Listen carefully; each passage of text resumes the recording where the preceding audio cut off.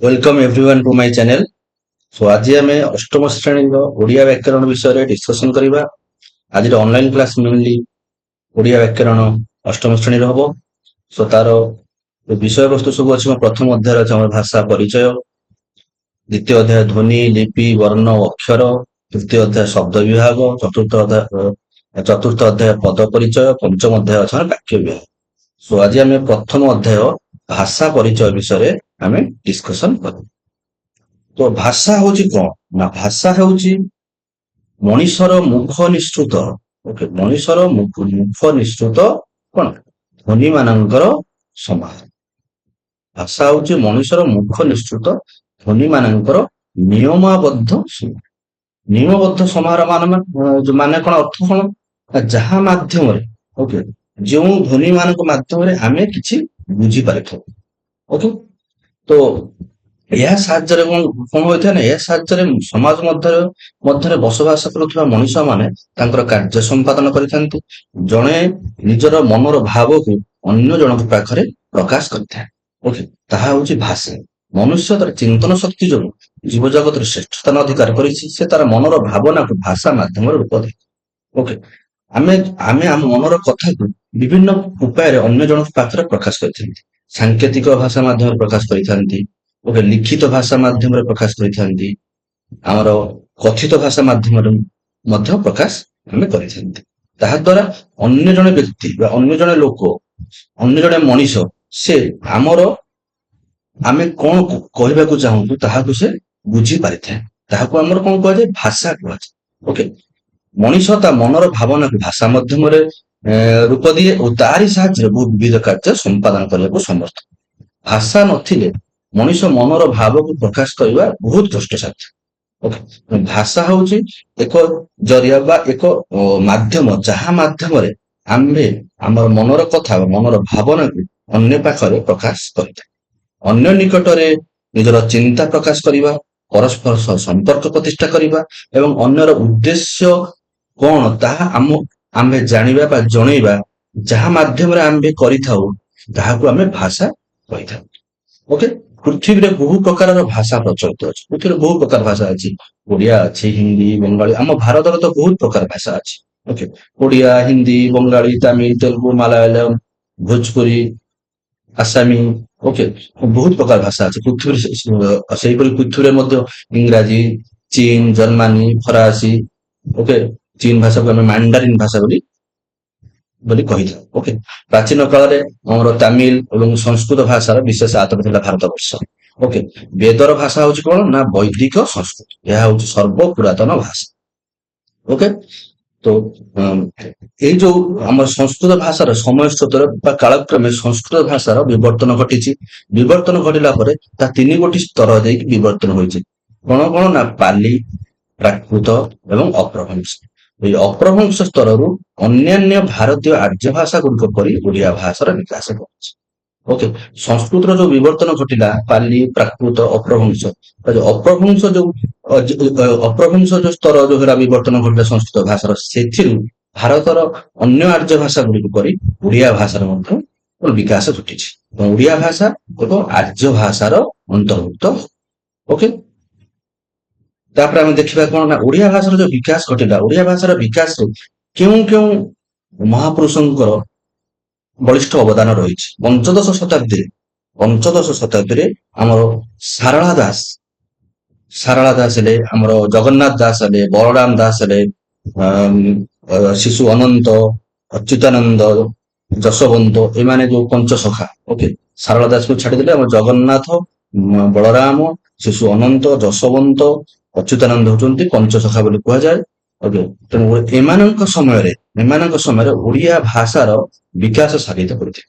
Okay, Sarala Das Odia Mahabharata, Bilanka Ramayana, Chandi ପୁରାଣ ଏବଂ ଲକ୍ଷ୍ମୀ ନାରାୟଣ ବଚନିକା ଭଳି ବହୁତ ଗ୍ରନ୍ଥ ରଚନା କରିଯାଇଛନ୍ତି। ତାଙ୍କ ପରେ ଯୋଉ ଆସିଥିଲେ ଆମ ଜଗନ୍ନାଥ ଦାସ, ବଳରାମ ଦାସ। ଜଗନ୍ନାଥ ଦାସ ଓଡ଼ିଆ ଭାଗବତ ଏବଂ ଗୁପ୍ତ ଭାଗବତ, ଦାରୁ ବ୍ରହ୍ମଗୀତ, ଅର୍ଥ କୋଇଲି, ଭକ୍ତି ଚନ୍ଦ୍ରିକା ପରି ବହୁତ ଗ୍ରନ୍ଥ ରଚନା କରିଯାଇଛନ୍ତି। ଓକେ, ଏବଂ ବଳରାମ ଦାସ ଆମର ଦାଣ୍ଡି ରାମାୟଣ ରଚନା କରିଛନ୍ତି। ତା ସହ ସେ ଗୀତ ଅବକାଶ, ଭାବ ସମୁଦ୍ର, ଗୁପ୍ତ ଗୀତ, ବେଦାନ୍ତ ସାର, ସପ୍ତାଙ୍ଗ ଯୋଗସାର ଟୀକା, ବଉଳା ଗାଇ ଗୀତ ମଧ୍ୟ ଆମର ବଳରାମ ଦାସ ରଚନା କରିଛନ୍ତି। ଓକେ, ସୋ ତାଙ୍କ ପରେ ଶାରଳା ଦାସ, ଜଗନ୍ନାଥ ଦାସ, ବଳରାମ ଦାସଙ୍କ ପରେ ଆମର ଉପେନ୍ଦ୍ର ଭଞ୍ଜ, ଓକେ, ମଧୁସୂଦନ, ଫକୀର ମୋହନ, ଏମାନଙ୍କର ରଚନା ସମ୍ଭାରକୁ ଅନୁଧ୍ୟାନ କଲେ ପ୍ରାଚୀନ କାଳରୁ ଆଧୁନିକ କାଳ ପର୍ଯ୍ୟନ୍ତ ଓଡ଼ିଆ ଭାଷାର ବିକାଶ କ୍ରମକୁ ଉପଲବ୍ଧି କରାଯାଇପାରେ। ମାନେ ପଞ୍ଚଦଶ ଶତାବ୍ଦୀରୁ ଊନବିଂଶ ଶତାବ୍ଦୀ ମଧ୍ୟରେ ଯେଉଁ ଯେଉଁ ପ୍ରଥିତ ଯଶା ଲେଖକ କବିମାନେ ଓଡ଼ିଆ ଓଡ଼ିଆ ଭାଷା ସାହିତ୍ୟକୁ ରୁଦ୍ଧିମନ୍ତ କରିଛନ୍ତି, ସେମାନଙ୍କ ମଧ୍ୟରେ ଶାରଳା ଦାସ, ଜଗନ୍ନାଥ ଦାସ, ବଳରାମ ଦାସ, ଉପେନ୍ଦ୍ର ଭଞ୍ଜ, ମଧୁସୂଦନ ରାଓ, ମଧୁସୂଦନ ଦାସ, ଫକୀର ମୋହନ ସେନାପତି, ଏମାନେ ଅନ୍ୟତମ। ଓକେ, ସୋ ଏଥିରୁ ଆମେ କଣ ଜାଣିଲେ? ଭାଷା ହେଉଛି ଯାହା ମାଧ୍ୟମରେ ମନୁଷ୍ୟ ନିଜର ମନର ଭାବକୁ ଅନ୍ୟ ନିକଟରେ ପ୍ରକାଶ କରିଥାଏ, ଯାହା ଦ୍ୱାରା କିଛି ବୁଝି ହୁଏ, ତାହାକୁ ଆମେ ଭାଷା କହିଥାଉ। ଭାଷା ହେଉଛି ମଣିଷର ମୁଖ ନିଃସୃତ ନିୟମବଦ୍ଧ ଧ୍ୱନି ମାନଙ୍କର ସମାହାର। ତାପରେ ଦେଖିବା ଭାଷାର ରୂପରେଖ। ଓକେ, ଭାଷାକୁ ସାଧାରଣ ଦୁଇ ଗୋଟି ଭାଗରେ ବିଭକ୍ତ କରାଯାଇପାରେ। ତାହା ହେଉଛି ଆମର କଥିତ ଏବଂ ଲିଖିତ। ଓକେ, କଥିତ ଏବଂ ଲିଖିତ। ଆମେ ଯେତେବେଳେ ଅନ୍ୟମାନଙ୍କ ସହ କଥାବାର୍ତ୍ତା କରୁ ବା ନିଜର ଭାବ ବିନିମୟ କରୁ, ତାହାକୁ କିଛି ଜଣେଇବା ପାଇଁ, ତାହା ହେଉଛି କଥାବାର୍ତ୍ତା ମାଧ୍ୟମରେ ଯେଉଁ ଭାବ ବିନିମୟ କରୁ, ତାହା ହେଉଛି ଭାଷାର କଥିତ ରୂପ ବା କଥିତ ଭାଷା। ତାହାକୁ ଆମେ କହିପାରିବା କଥିତ ଭାଷା, ଯାହା କଥନ ମାଧ୍ୟମରେ ଅନ୍ୟ ପାଖରେ ପ୍ରକାଶ କରାଯାଇଥାଏ।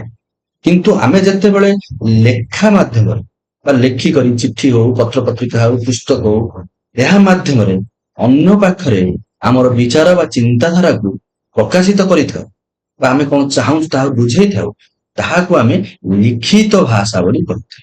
ତାହା ହେଉଛି ଭାଷାର ଲିଖିତ ରୂପ। ଯେପରି ଆମର ରାମାୟଣ, ମହାଭାରତ, ଭାଗବତ, ଏସବୁ ଯୋଉ ପ୍ରସିଦ୍ଧ ଗ୍ରନ୍ଥ, ବୃହତ ଗ୍ରନ୍ଥ ରଚନା କରାଯାଇଛି, ତାହା ହେଉଛି ଭାଷାର ଲିଖିତ ରୂପ।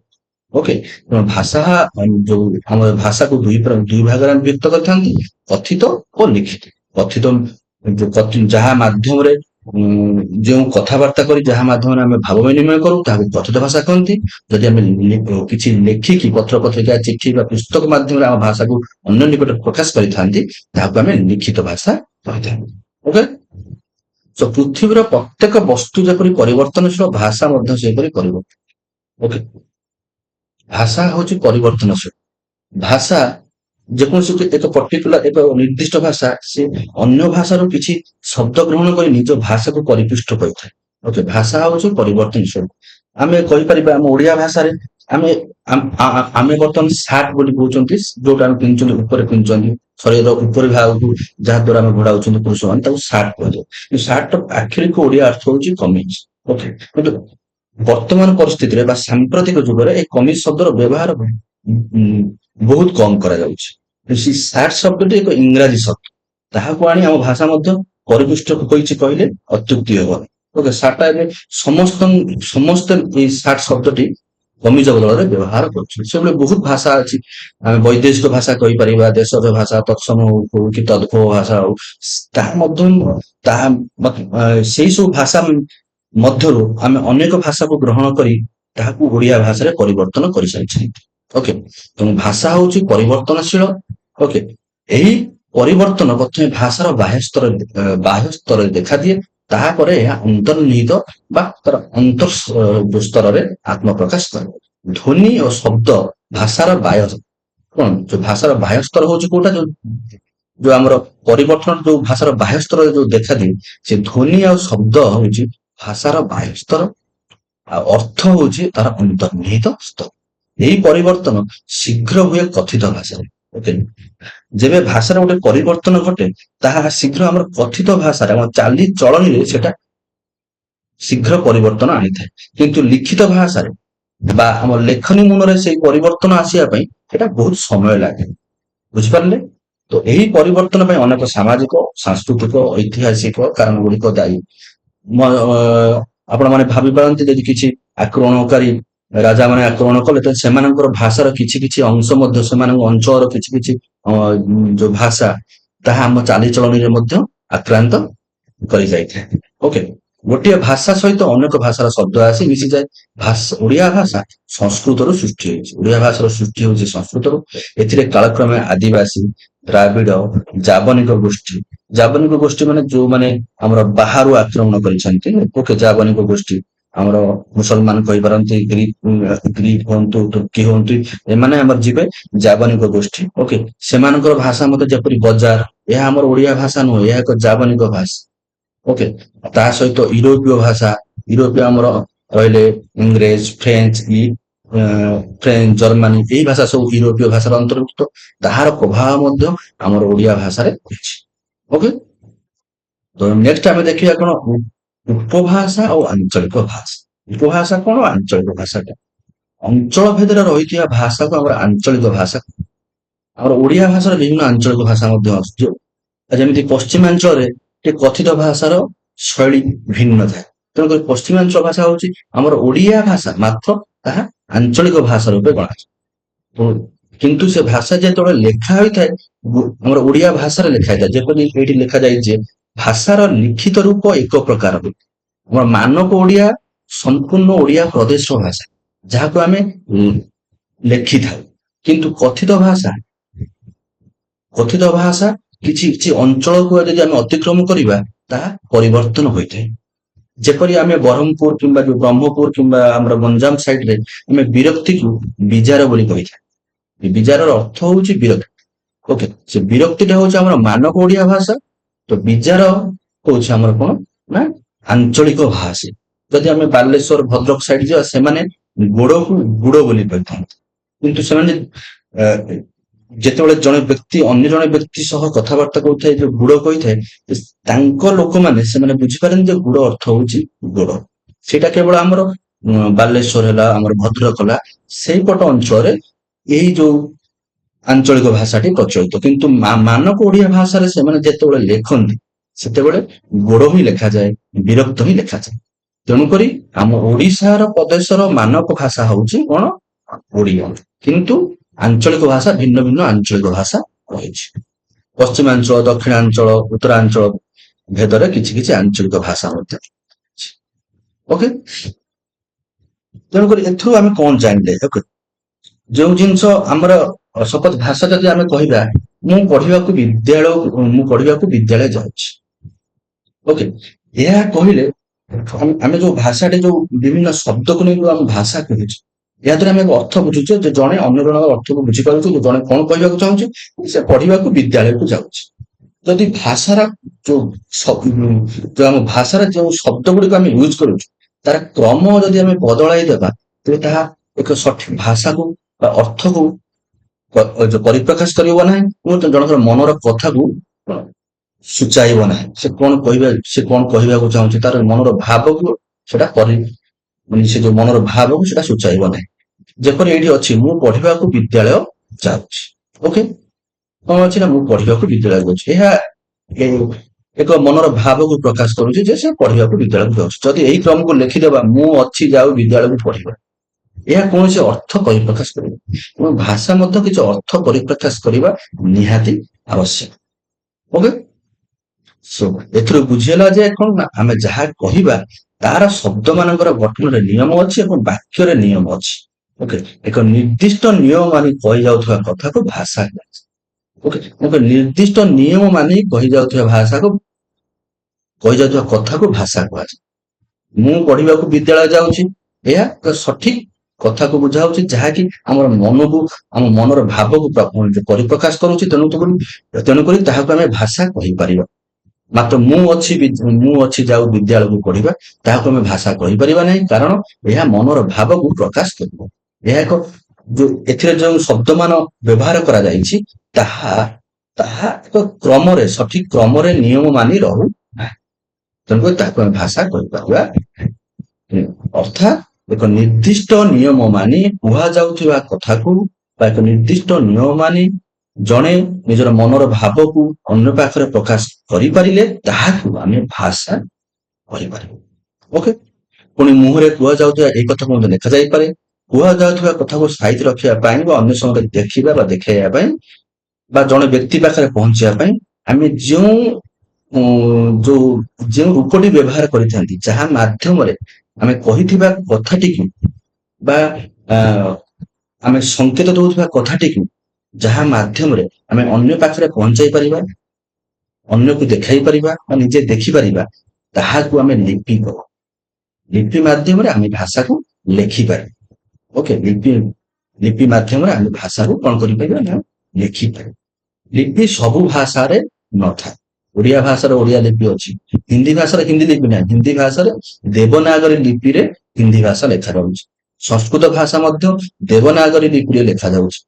ଓଡ଼ିଆ ଭାଷା କିନ୍ତୁ ଓଡ଼ିଆ ଭାଷା ଓଡ଼ିଆ ଲିପିରେ ଲେଖାଯାଏ। ପୃଥିବୀରେ ଅନେକ ଭାଷା, ଏପରିକି ଆମ ପ୍ରଦେଶର ଆଦିବାସୀ ଭାଷାର ମଧ୍ୟ ଲିପି ନାହିଁ। ଓକେ, ଲିପି ଦ୍ଵାରା କଣ ହୋଇଥାଏ? ଲିପି ଦ୍ଵାରା ଭାଷାକୁ ଲେଖି ହୁଏ, ରଖି ହୁଏ, ସଂରକ୍ଷଣ କରି ହୁଏ। ଓକେ, ଲିପି ଆମେ କହୁଥିବା ଭାଷାର ଧ୍ୱନି ମାନଙ୍କର ଦୃଶ୍ୟମାନ। ମୁଁ ଏବେ କହିକି ଆସିଲି, ଲିପି ଦ୍ଵାରା ଆମେ ଭାଷାକୁ ସଂରକ୍ଷଣ କରିପାରିବା।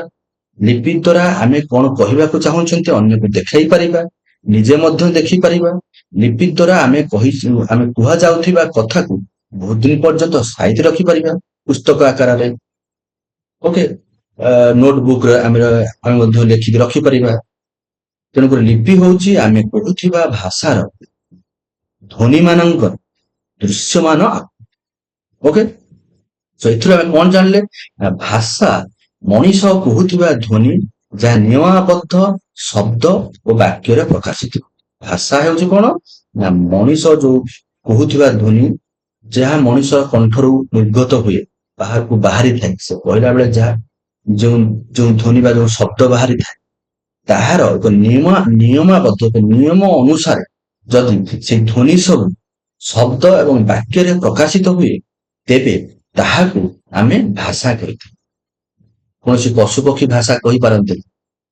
କେବଳ ଏ ଦୁନିଆରେ ବା ଏ ପୃଥିବୀରେ କେବଳ ମଣିଷ ହେଉଛି ଗୋଟିଏ ପ୍ରାଣୀ ଯିଏକି ଭାଷାକୁ ପରିପ୍ରକାଶ କରିଥାଏ। ଓକେ, ତେଣୁ ଭାଷା ହେଉଛି ମଣିଷ ଯେଉଁ ଧ୍ୱନି ତାର କଣ୍ଠସ୍ୱରରୁ ନିର୍ଗତ କରେ ବା ବାହାର କରେ, ତାକୁ ଯଦି ଏକ ନିୟମାବଦ୍ଧ ଅନୁସାରେ, ଏକ ନିୟମ ଅନୁସାରେ କୌଣସି ଶବ୍ଦ କିମ୍ବା କୌଣସି ବାକ୍ୟରେ ଆମେ ପ୍ରକାଶ କରିଥାଉ, ତାହାକୁ ଆମେ ଭାଷା। ଏହି ଭାଷାକୁ ଯାହା ମାଧ୍ୟମରେ ଆମେ ଲିପିବଦ୍ଧ କରି ରଖିଥାଉ, ଯାହା ମାଧ୍ୟମରେ ଆମେ ସଂରକ୍ଷଣ କରି ରଖିଥାଉ, ତାହା ହଉଛି ଲିପି। ତେଣୁ ଲିପି ହଉଛି ଏଇ ସାର୍ଥକ ଧ୍ୱନି ଗୁଡ଼ିକର ପ୍ରତୀକ।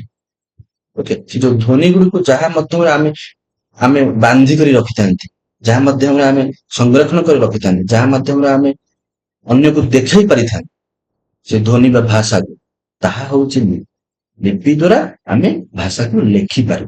ଭାଷାର ଲେଖନୀୟ ରୂପ ହଉଛି ଲିପି। ଲିପି ସବୁ ଭାଷାରେ ନଥାଏ।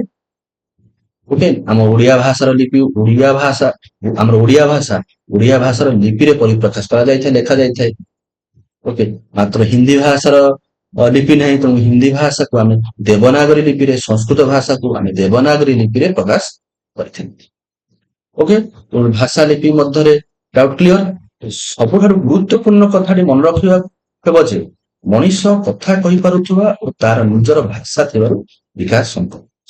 ଏହା ନିରାଟ ସତ୍ୟ କଥା ଯେ ମଣିଷ କଥା କହିପାରୁଛି, ତାର ନିଜର ଭାଷା ଅଛି, ତେଣୁକରି ବିକାଶ ସମ୍ଭବ ହେଉଛି। ତେଣୁ ଆମେ ଯଦି କଥା ନ କହିପାରୁଥାନ୍ତି, ତାହେଲେ ଆମର ଯୋଉଟା ଅଭାବ ଅସୁବିଧାକୁ ଆମେ ପରିପ୍ରକାଶ କରିପାରୁନଥାନ୍ତି। ଆଉ ଅଭାବ ଅସୁବିଧା ଯଦି ଆମେ ପରିପ୍ରକାଶ ନ କରିପାରିବା, ତେବେ ତାହାର ସମାଧାନ ମଧ୍ୟ ଆମେ କରିପାରିନଥାଉ। ତେଣୁକରି ଭାଷା ଯୋଗୁଁ ମଣିଷ ନିଜର ବିକାଶ କରିପାରିଛି। ଓକେ, ନେକ୍ସଟ ଦେଖିବା କଣ ନା ମଣିଷ ଦ୍ଵାରା ବ୍ୟବହୃତ ହେଉଥିବା ଭାଷା। ଓକେ, ମଣିଷ ଦ୍ଵାରା ବ୍ୟବହୃତ ହେଉଥିବା ଭାଷା କେବେ କେମିତି ଆରମ୍ଭ ହେଲା, ତାର ବହୁ ଆଲୋଚନା କରାଯାଇଛି। ଏଯାଏ କୌଣସି ସିଦ୍ଧାନ୍ତ ହୋଇପାରି ନାହିଁ। ଭାଷାର ତିନୋଟି ଗୁରୁତ୍ୱପୂର୍ଣ୍ଣ ଲକ୍ଷଣ ଅଛି। ଭାଷା ଲୋକମୁଖରେ ଆପଣା ଛାଏଁ ବିକଶିତ ହୁଏ ଏବଂ ଏହା ଏହାର ବିକାଶ ଧାରା ସବୁ ଭାଷାରେ ସବୁ ସମୟରେ ଚାଲେ। ଭାଷା ଆମେ ପୂର୍ବରୁ ପଢି ଆସିଲେ, ଭାଷା ସବୁବେଳେ ପରିବର୍ତ୍ତନଶୀଳ। ଭାଷା ସବୁବେଳେ ପରିବର୍ତ୍ତନକୁ ହିଁ ଆଧାର କରିଥାଏ। ଅନ୍ୟ ଭାଷାର ନିଜ ଭାଷାକୁ କିଛି ଶବ୍ଦ ଆଣି ନିଜକୁ ପରିପୃଷ୍ଟ କରିଥାଏ। ଏହା ହଉଛି ଭାଷାର ଏକ ମଧୁର ସ୍ୱରୂପ। ଏହା ବିନା ଭାଷାର ବିକାଶ ଅସମ୍ଭବ। ମୁଁ ଗୋଟେ ଉଦାହରଣ ଦେଇକି ଆସିଲି, ବଜାର। ଓଡ଼ିଆରେ ବଜାର ଶବ୍ଦ ବୋଧେ ବିପଣୀ, ତାର ଯଦିଓ ମୁଁ ଡାଉଟରେ ଅଛି ବିପଣୀ ବୋଧେ। ଓକେ, କିନ୍ତୁ ବଜାର ଶବ୍ଦଟି ଆମର ଇରାନୀୟ ଶବ୍ଦ, ଏହା ଏକ ବୈଦେଶିକ ଶବ୍ଦ। କିନ୍ତୁ ଏଇ ଶବ୍ଦଟି ଏବେ ଆମ ଓଡିଆ ଭାଷାରେ ଓଡିଆ ଶବ୍ଦ ସହିତ ପୁରା ମିଶି ଯାଇଛି। ଏହାକୁ ଏବେ ଆମେ ଓଡିଆ ଶବ୍ଦ କହିଲେ ଅତ୍ୟୁକ୍ତି ହବନି। ତେଣୁକରି ଭାଷା ସବୁବେଳେ ପରିବର୍ତ୍ତନଶୀଳ। ଏହା ହଉଛି ଏଇ ଯୋଉ ଲକ୍ଷଣଟା, ଏଇ ଯୋଉ ପରିବର୍ତ୍ତନଶୀଳ ନିୟମଟା ସବୁ ଭାଷା ପାଇଁ ପ୍ରଯୁଜ୍ୟ ଅଟେ। ଓକେ, ଏହି ଧାରାରେ ନୂଆ ନୂଆ ଭାଷା ସୃଷ୍ଟି ହୁଏ, ନୂଆ ଭାଷାର ବିକାଶ ମଧ୍ୟ ହୋଇଥାଏ। ଆମ ପୂର୍ବପୁରୁଷ ମୁନି ଋଷି ମାନେ ବେଦ ରଚନା କଲା ବେଳେ ଯେପରି ଭାଷା ବ୍ୟବହାର କରୁଥିଲେ, ପରବର୍ତ୍ତୀ ପଣ୍ଡିତ ମାନେ ପୁରାଣ କାବ୍ୟ ରଚନା କଲାବେଳେ ସେଥିରେ ଭିନ୍ନତା ଆସିଯାଇଥାଏ। ପୂର୍ବରୁ ମୁନି ଋଷି ମାନେ ଆମର ସଂସ୍କୃତ ଭାଷାରେ ବେଦ ରଚନା କରିଛନ୍ତି, କି ଆମର ବାଲ୍ମୀକି ସଂସ୍କୃତ ଭାଷାରେ ରାମାୟଣ ଲେଖିଛନ୍ତି। କିନ୍ତୁ ଆମ ଓଡିଆ ଭାଷାରେ ଯେତେବେଳେ, ଆମ ଓଡିଶାରେ ଯେତେବେଳେ ରାମାୟଣ କି ମହାଭାରତ ଲେଖାଗଲା, ଆମର ବଳରାମ ଦାସ ହୁଅନ୍ତୁ କି ସାରଳା ଦାସ ହୁଅନ୍ତୁ କି ଜଗନ୍ନାଥ ଦାସ ହୁଅନ୍ତୁ, ସେମାନେ ଯେତେବେଳେ ରଚନା କଲେ ସେଥିରେ ଭାଷାର ଭିନ୍ନତା ଆସିଯାଇଥାଏ। ସେତେବେଳେ ଆମର ଆଞ୍ଚଳିକ ଭାଷାର ବ୍ୟବହାର କରାଯାଇଥାଏ। ଓକେ, ଆଉ ଓଡିଶୀ ଆମର ଯୋଉ ଓଡିଆ ଭାଷାର ବ୍ୟବହାର କରାଯାଇଥିଲା, ସେତେବେଳେ ସେ ଆମର ବଳରାମ ଦାସ ହୁଅନ୍ତୁ, ସାରଳା ଦାସ ହୁଅନ୍ତୁ, ଜଗନ୍ନାଥ ଦାସ ହୁଅନ୍ତୁ, ସଂସ୍କୃତ ଭାଷାର ବ୍ୟବହାର କରିନଥିଲେ। ତେଣୁକରି ପୂର୍ବ କାଳରେ ମୁନି ଋଷି ମାନେ ଯୋଉ ଭାଷା ବ୍ୟବହାର କରୁଥିଲେ, ଯେପରି ଭାଷାର ବ୍ୟବହାର କରୁଥିଲେ, ଏବେ ଆମର ଯୋଉ ପୁରାଣ କାବ୍ୟର ଯୋଉ ରଚନା କଲା ଯୋଉ ପଣ୍ଡିତ ମାନେ ଯୋଉ ରଚନା କରିଛନ୍ତି, ସେମାନଙ୍କ ମଧ୍ୟରେ ଭିନ୍ନତା ଅଛି। ଭାଷାବିତ୍ ମାନେ ବେଦର ଭାଷାକୁ ବୈଦିକ ଭାଷା କହୁଥିଲା ବେଳେ ପୁରାଣ କାବ୍ୟ ଭାଷାକୁ ସଂସ୍କୃତ। ତାପରେ ମଧ୍ୟ ସାଧାରଣ ଲୋକେ ନିଜ ନିଜ ଅଞ୍ଚଳରେ ନିଜ ନିଜ ଢଙ୍ଗରେ ଉଚ୍ଚାରଣ କଲେ ଏବଂ ସେସବୁ ପୂର୍ବରେ ବ୍ୟବହାର ହଉଥିବା ସଂସ୍କୃତ ଶବ୍ଦ ଠାରୁ ଅଲଗା ବୋଧ ହେଲା ବା ଅଲଗା ଲାଗିବ। ଓକେ, ଯେପରି ସଂସ୍କୃତରେ ଆମର ପର୍ବତ କହନ୍ତି, କିନ୍ତୁ କିଛି କିଛି ଆଞ୍ଚଳିକ ଭାଷାରେ ଏହାକୁ ପାବତ, ମୟୂରକୁ ମରହି, ଧାତୁକୁ ଧାଉ, ଏହିପରି ଅସଂଖ୍ୟ ଆଞ୍ଚଳିକ ଭାଷାର ସୃଷ୍ଟି ହେଲା। ଓକେ, ଆଜି ମଧ୍ୟ ଆମେ ନଦୀକୁ ନଈ କହିଥାଉ, ନଦୀକୁ ନଈ କହିଥାଉ, ନଈ କହିଥାଉ, ଗୃହକୁ ଘର ବି କହିଥାଉ, ମୃତ୍ତିକାକୁ ମାଟି ମଧ୍ୟ ଆମେ କହୁଛୁ। ଓକେ, ଏମିତି ଭାବରେ ପୃଥିବୀର ସବୁ ଭାଷା ସମୟକ୍ରମେ ଲୋକମୁଖରେ ସ୍ୱାଭାବିକ ଭାବେ ବଦଳି ସାରିଛି। ଏହିପରି ଭାବେ ପୃଥିବୀର ସବୁ ଭାଷା, ପ୍ରତ୍ୟେକ ଭାଷା କିଛି କିଛି ଅଲଗା ଭାଷାରୁ କିଛି କିଛି ଭାଷା ନେଇ ନିଜ ଭାଷାକୁ ପରିପୃଷ୍ଟ କରୁଛି। ଏହାର ଅର୍ଥ ନୁହେଁ ଯେ ଭାଷା ଦୁର୍ବଳ ହୋଇଗଲା, ଏହା ହଉଛି ଭାଷାର ଏକ ସ୍ୱାଭାବିକ ଲକ୍ଷଣ। ଓକେ, ଏହା ହଉଛି ଭାଷାର ଏକ ପ୍ରକୃତି, ଭାଷାର ନେଚର ହଉଛି ଏଇଟା। ଅନ୍ୟ ଭାଷାରୁ କିଛି ଶବ୍ଦକୁ ନିଜ ଭାଷାକୁ ଆଣିକି ନିଜକୁ ପରିପୃଷ୍ଟ କରିବ। ଓକେ, ଏଥିରୁ ଆମେ କଣ ବୁଝିଲେ ନା, ଏଥିରୁ ଆମେ ବୁଝିଲେ ଭାଷା ହେଉଛି ପରିବର୍ତ୍ତନଶୀଳ ଏବଂ ସଞ୍ଚରଣଶୀଳ। ଭାଷା ସର୍ବଦା ପରିବର୍ତ୍ତନୀୟ ଏବଂ ସଞ୍ଚରଣଶୀଳ। ଏହି ପରିବର୍ତ୍ତନ କେବେ ଗୋଟିଏ ଦିନରେ ବା ବର୍ଷରେ ନୁହେଁ। ପ୍ଲାନ୍ ବୁଝିପାରିଲେ ଯେ ଆମର ଯୋଉ ଭାଷାର ଯୋଉ ପରିବର୍ତ୍ତନଟା ଗୋଟିଏ ଦିନରେ କେବେ କେବେ ଗୋଟେ ଭାଷା ପରିବର୍ତ୍ତନ ହୋଇଯାଏନି, ଏହାକୁ ବହୁତ ସମୟ ଲାଗେ। ଯେମିତି କହନ୍ତି change is the unchangeable law of nature. ପରିବର୍ତ୍ତନ ହଉଛି ସଂସାରର ଅପରିବର୍ତ୍ତନୀୟ ନିୟମ। ଭାଷାରେ ମଧ୍ୟ ପରିବର୍ତ୍ତନ ହୋଇଥାଏ। ଶହ ଶହ ବର୍ଷ ଧରି ଲୋକମୁଖରେ ଏମିତି ଭାଷାର ପ୍ରଚଳନ ଯେତେବେଳେ ହୋଇଥାଏ, ତାହା ସେ ନିଜ ଭାଷାରେ ସେଇ ଶବ୍ଦଟି ଆସିଯାଇଥାଏ। ଓକେ, ତ ଓଡିଆ ଭାଷାଭାଷୀ ଲୋକେ ଆଦିବାସୀ ଜନଜୀବନ ସହ ସଂସ୍ପର୍ଶରେ ଆସି ତାଙ୍କର ଅନେକ ଶବ୍ଦ ଓଡିଆ ଭାଷାକୁ ମଧ୍ୟ ଆସିପାରିଅଛି। ଆମ ଦେଶରେ ଇଂରେଜ ମାନେ ଶାସନ କରୁଥିଲେ, ଇଂରେଜ ମାନେ ଯୋଉ ବ୍ୟବହାର କରନ୍ତି ଚେୟାର ଟେବୁଲ, ମୁଁ ସାର୍ଟ କଥା କହିଲି, ଚେୟାର ଟେବୁଲ, ସ୍କୁଲ କଲେଜ, ଆମ ବିଦ୍ୟାଳୟ ଏବେ କୁହାଯାଉଛି, କିନ୍ତୁ ବହୁତ କମ ଲୋକ କହୁଛନ୍ତି। ସ୍କୁଲ କୁହାଯାଉଛି, କଲେଜ କୁହାଯାଉଛି, ଏସବୁ ଆମର ବୈଦେଶିକ ଶବ୍ଦ ବା ଇଂରେଜ ମାନଙ୍କ ଠାରୁ ଆସିଛି। ତାହା ଦ୍ୱାରା ଆମ ଏଇ ଶବ୍ଦ ଗୁଡ଼ିକ ଆମ ଭାଷାକୁ ମଧ୍ୟ ପରିପୃଷ୍ଟ କରିଛି। ଓକେ, ତେଣୁ ତା ସହିତ ସେମାନେ ମଧ୍ୟ ଆମ ଭାଷାରୁ ପଣ୍ଡିତ, ଲାଠି, ଘେରାଉ, ଏବେ ଗୋଟେ ଶବ୍ଦ ମଧ୍ୟ ଇଂରାଜୀରେ ୟୁଜ କରାଯାଉଛି, ବ୍ୟବହାର କରାଯାଉଛି, କର୍ମ। ଆମେ ଯେମିତି କହିଥାଉ ଯିଏ ଯାହା କର୍ମ କରିବ ସେଇ ଫଳ ପାଇବ, ସେ ଯୋଉ କର୍ମ ଶବ୍ଦଟି ଏବେ ଇଂରାଜୀ ଭାଷାରେ ମଧ୍ୟ ୟୁଜ କରାଯାଉଛି, ବ୍ୟବହାର କରାଯାଉଛି। ତେଣୁକରି ପୃଥିବୀର ସବୁ ଭାଷାରେ ଏଇଭଳିଆ ପରିବର୍ତ୍ତନ ଦେଖାଯାଇଥାଏ। ଓକେ, ଏଥିରୁ ଆମେ କଣ ବୁଝିବା ଯେ ଭାଷା ଭାଷା କେବେ ଅବିମିଶ୍ର ନୁହେଁ। ଭାଷା ଏ ଅନ୍ୟ ଭାଷା ମାନ ମିଶିକରି ଥାଏ। ଓକେ, ତେଣୁକରି ଏହାର ସାରାଂଶ କଣ ରହିଲା, ଏଇ ଯୋଉ ଆମର ଏଇ ଯୋଉ ଅଂଶଟି ପଢିଲେ, ଏଇ ଯୋଉ ଆମର ଓଡିଆ ଭାଷାର ପରିଭାଷା ଚାପ୍ଟର ଏଇ ଯୋଉ ଅଂଶଟି ପଢିଲେ, ଏହାର ସାରାଂଶ ହଉଛି ଯେ ଭାଷା ହଉଛି ଆମର ପରିବର୍ତ୍ତନଶୀଳ ଏବଂ ସଞ୍ଚରଣଶୀଳ ଭାଷା ସର୍ବଦା ପରିବର୍ତ୍ତନୀୟ। ଏହା ସଙ୍ଗେ ସଙ୍ଗେ ଯୋଉ ଆମର ପରିବର୍ତ୍ତନ ହୁଏ ନାହିଁ, ବହୁତ ଦିନ ଲାଗିଥାଏ, ଶହ ଶହ ବର୍ଷ ଧରି ଲୋକ ମୁଖରେ ପ୍ରଚଳିତ ହେଲା ପରେ ଗୋଟେ ଭାଷା, ଗୋଟେ ଶବ୍ଦ, ଗୋଟେ ଭାଷା ଅନ୍ୟ ଭାଷାରେ କିଛି ଶବ୍ଦକୁ ଗ୍ରହଣ କରିଥାଏ। ଓକେ, ତ ସାର କଥା ହଉଛି ଭାଷା ଅପରିବର୍ତ୍ତନୀୟ ନୁହେଁ, ଅବିମିଶ୍ର ନୁହେଁ, ସଦା ପ୍ରବାହମାନ ଏକ ଧାରା ପରି ଲୋକ ମୁଖରେ ଭାଷାର ବିକାଶ ଚାଲେ। ଭାଷା ସମ୍ବନ୍ଧରେ ଏହି ସାଧାରଣ କଥା ଆମେ ମନେ ରଖିବା ଯେ ଭାଷା ସବୁବେଳେ ପରିବର୍ତ୍ତନୀୟ, ଏହା ଅନ୍ୟ ଭାଷାର ଶବ୍ଦ ଗୁଡ଼ିକୁ ଗ୍ରହଣ କରିଥାଏ ତଥା ଏହା ସଦା ପ୍ରବହମାନ ଧାରାରେ ଏକ ସ୍ରୋତ ପରି ଲୋକମୁଖରେ ବିକାଶ ପଥରେ ଚାଲିଥାଏ। ଓକେ, ଆସନ୍ତୁ ଆମେ ପଢିବା, ଆମେ ଜାଣିବା ଆମ ଭାଷା ଓଡ଼ିଆ ବିଷୟରେ। ଆମ ଭାଷା ହଉଛି କଣ? ଓଡ଼ିଆ ହେଲା ଆମର ମାତୃଭାଷା। କାରଣ ଆମେ ଏଇ ଅଞ୍ଚଳରେ ଜନ୍ମ ହୋଇଛେ, ବଢିଛେ ଓ ଏହାର ଭାଷାକୁ ନିଜର କରିଛେ। ଯେତେବେଳେ ଆମେ ଜନ୍ମ ହେଲା, ଆମେ ଯେତେବେଳେ କଥା କହି ଶିଖିଲ, ଏହି ଭାଷା ମାଧ୍ୟମରେ ଆମର କୁନି କୁନି କଣ୍ଠରୁ, କୁନି କୁନି ପାଟିରୁ ଆମେ ଆମ ନିଜର ମନ କଥାକୁ ଅନ୍ୟ ପାଖରେ ବା ମା ପାଖରେ ବା ବାପାଙ୍କ ପାଖରେ ପରିପ୍ରକାଶ କରିଥିଲେ। ତେଣୁ ଓଡ଼ିଆ ହଉଛି ଆମର ମାତୃଭାଷା। ମା ଯେମିତି ଲାଳନ ପାଳନ କରି ସ୍ନେହ ମମତା ଦେଇ ଆମକୁ ବଢାଇଛି, ସେହିପରି ଏହି ଭାଷା ଆମ ଭାବନା, କଳ୍ପନା, ବିଚାର ଆଦିକୁ ଚିନ୍ତା କରିବା ପାଇଁ, ପରିପ୍ରକାଶ କରିବା ପାଇଁ ଶକ୍ତି ଆଉ ସାମର୍ଥ୍ୟ ଦେଇଛି। ଓକେ, ତେଣୁକରି ଆମେ ଓଡ଼ିଆ ଭାଷା ମାଧ୍ୟମରେ, ଆମ ନିଜ ଯୋଉ ମାତୃଭାଷା ମାଧ୍ୟମରେ ଆମେ କଣ କରିଥାଉ? ଆମର ଭାବନା, କଳ୍ପନା, ବିଚାର ଆଦିକୁ ଅନ୍ୟ ପାଖରେ ପ୍ରକାଶ କରିଥାଉ। ତେଣୁକରି ଏଇ ଭାଷା ହଉଛି ଆମର ମାତୃଭାଷା।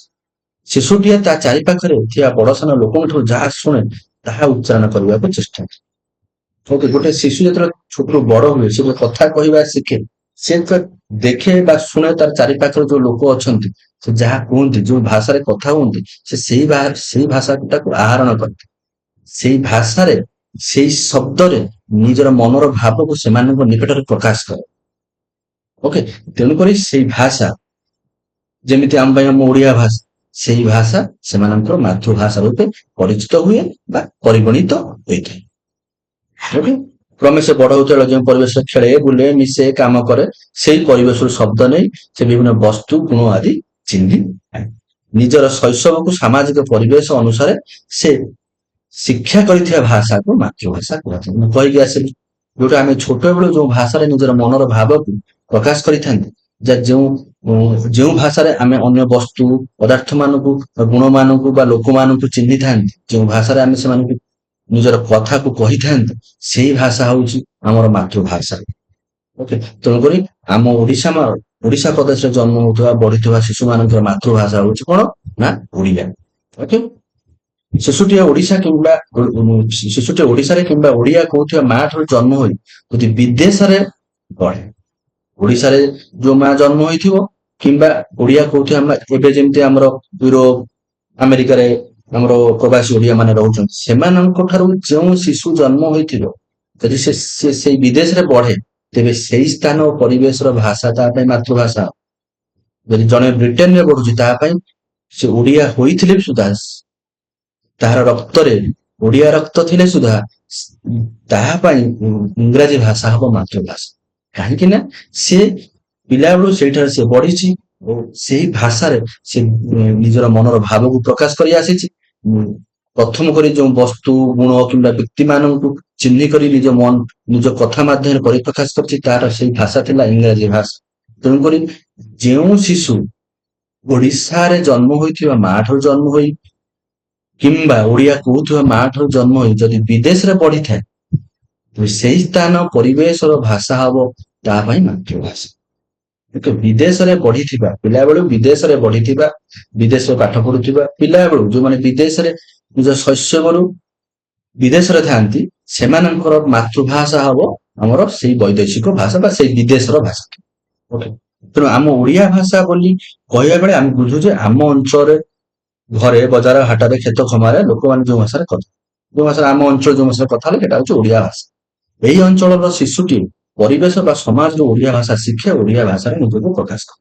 ଆମ ଓଡ଼ିଶାରେ ଯିଏ ଅଛି, ଓଡ଼ିଆ ଭାଷାରେ ଶିଖିଲା, ଓଡ଼ିଆ ଭାଷାରେ ନିଜର ଭାବକୁ ଅନ୍ୟ ପାଖରେ ପ୍ରକାଶ କଲା ଓ ସେ ମଧ୍ୟ ସେଇ ଓଡ଼ିଆ ଭାଷାରେ ଅନ୍ୟ କେହି ଯଦି କହିଲା, ତାହାର ଭାବକୁ ମଧ୍ୟ ନିଜେ ବୁଝିପାରିଲା।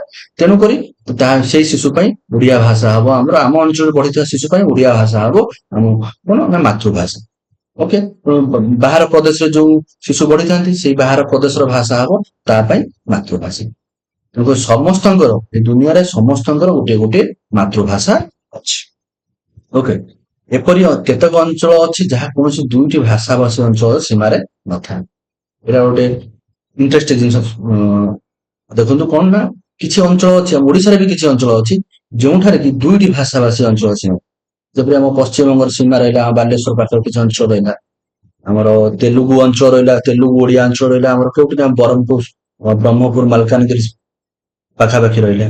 ତେଣୁ ଏଇଟା ମଧ୍ୟ ଲେଖା ହେଇଛି ଯେ ସେ ଅଞ୍ଚଳରେ ଦୁଇଟି ଭାଷା ସହଜରେ ବୁଝି ହୋଇଥିଲେ ମଧ୍ୟ ସେ ଅଞ୍ଚଳରେ ଦୁଇଟି ଭାଷା ସହଜରେ ବୁଝି, କିନ୍ତୁ ଆମେ କେଉଁ ଭାଷାକୁ ଯୋଉ ଆମ ସୀମାନ୍ତ ଅଞ୍ଚଳରେ ଯୋଉ ଲୋକମାନେ ରହୁଛନ୍ତି ସେମାନଙ୍କର କେଉଁ ଭାଷାକୁ ଆମେ ସେମାନଙ୍କର ମାତୃଭାଷା ବୋଲି କହିବା?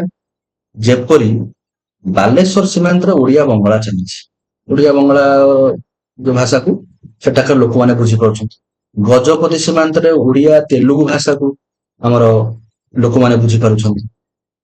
ପ୍ରଚଳିତ ହେଉଥିଲେ ମଧ୍ୟ ଓଡିଆ ପରିବାର ଶିଶୁ ପାଇଁ କଣ ହବ ନା ଓଡିଆ ହବ ଆମର ମାତୃଭାଷା, ବଙ୍ଗଳା ଶିଶୁ ପାଇଁ ବଙ୍ଗଳା ହବ ମାତୃଭାଷା, ତେଲୁଗୁ ଶିଶୁ ପାଇଁ ତେଲୁଗୁ ହବ ଯୋଉ ମାତୃଭାଷା, ମଦର ଟଙ୍ଗ ଯାହାକୁ କୁହନ୍ତି ମାତୃଭାଷା।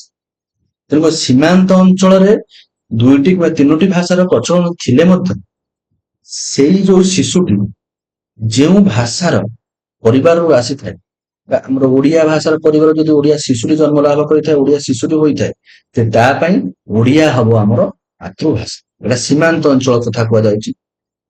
ମାନେ ଯୋଉ ଆମର ପୂର୍ବବର୍ତ୍ତୀ ଡିସ୍କସନ କଣ କଲେ, ଯୋଉ ପୂର୍ବବର୍ତ୍ତୀ ବାକ୍ୟରେ ଆମେ ଆଲୋଚନା କଲେ, ଚପ୍ଟରରେ ଆମେ ଆଲୋଚନା ହେଇଛି ଯେ କଣ ନା ଯଦି ଶିଶୁଟି ଯେଉଁ ଅଞ୍ଚଳରେ ବଢିଥାଏ ସେଇ ଅଞ୍ଚଳର ଭାଷା ତାର ମାତୃଭାଷା ହୋଇଥାଏ।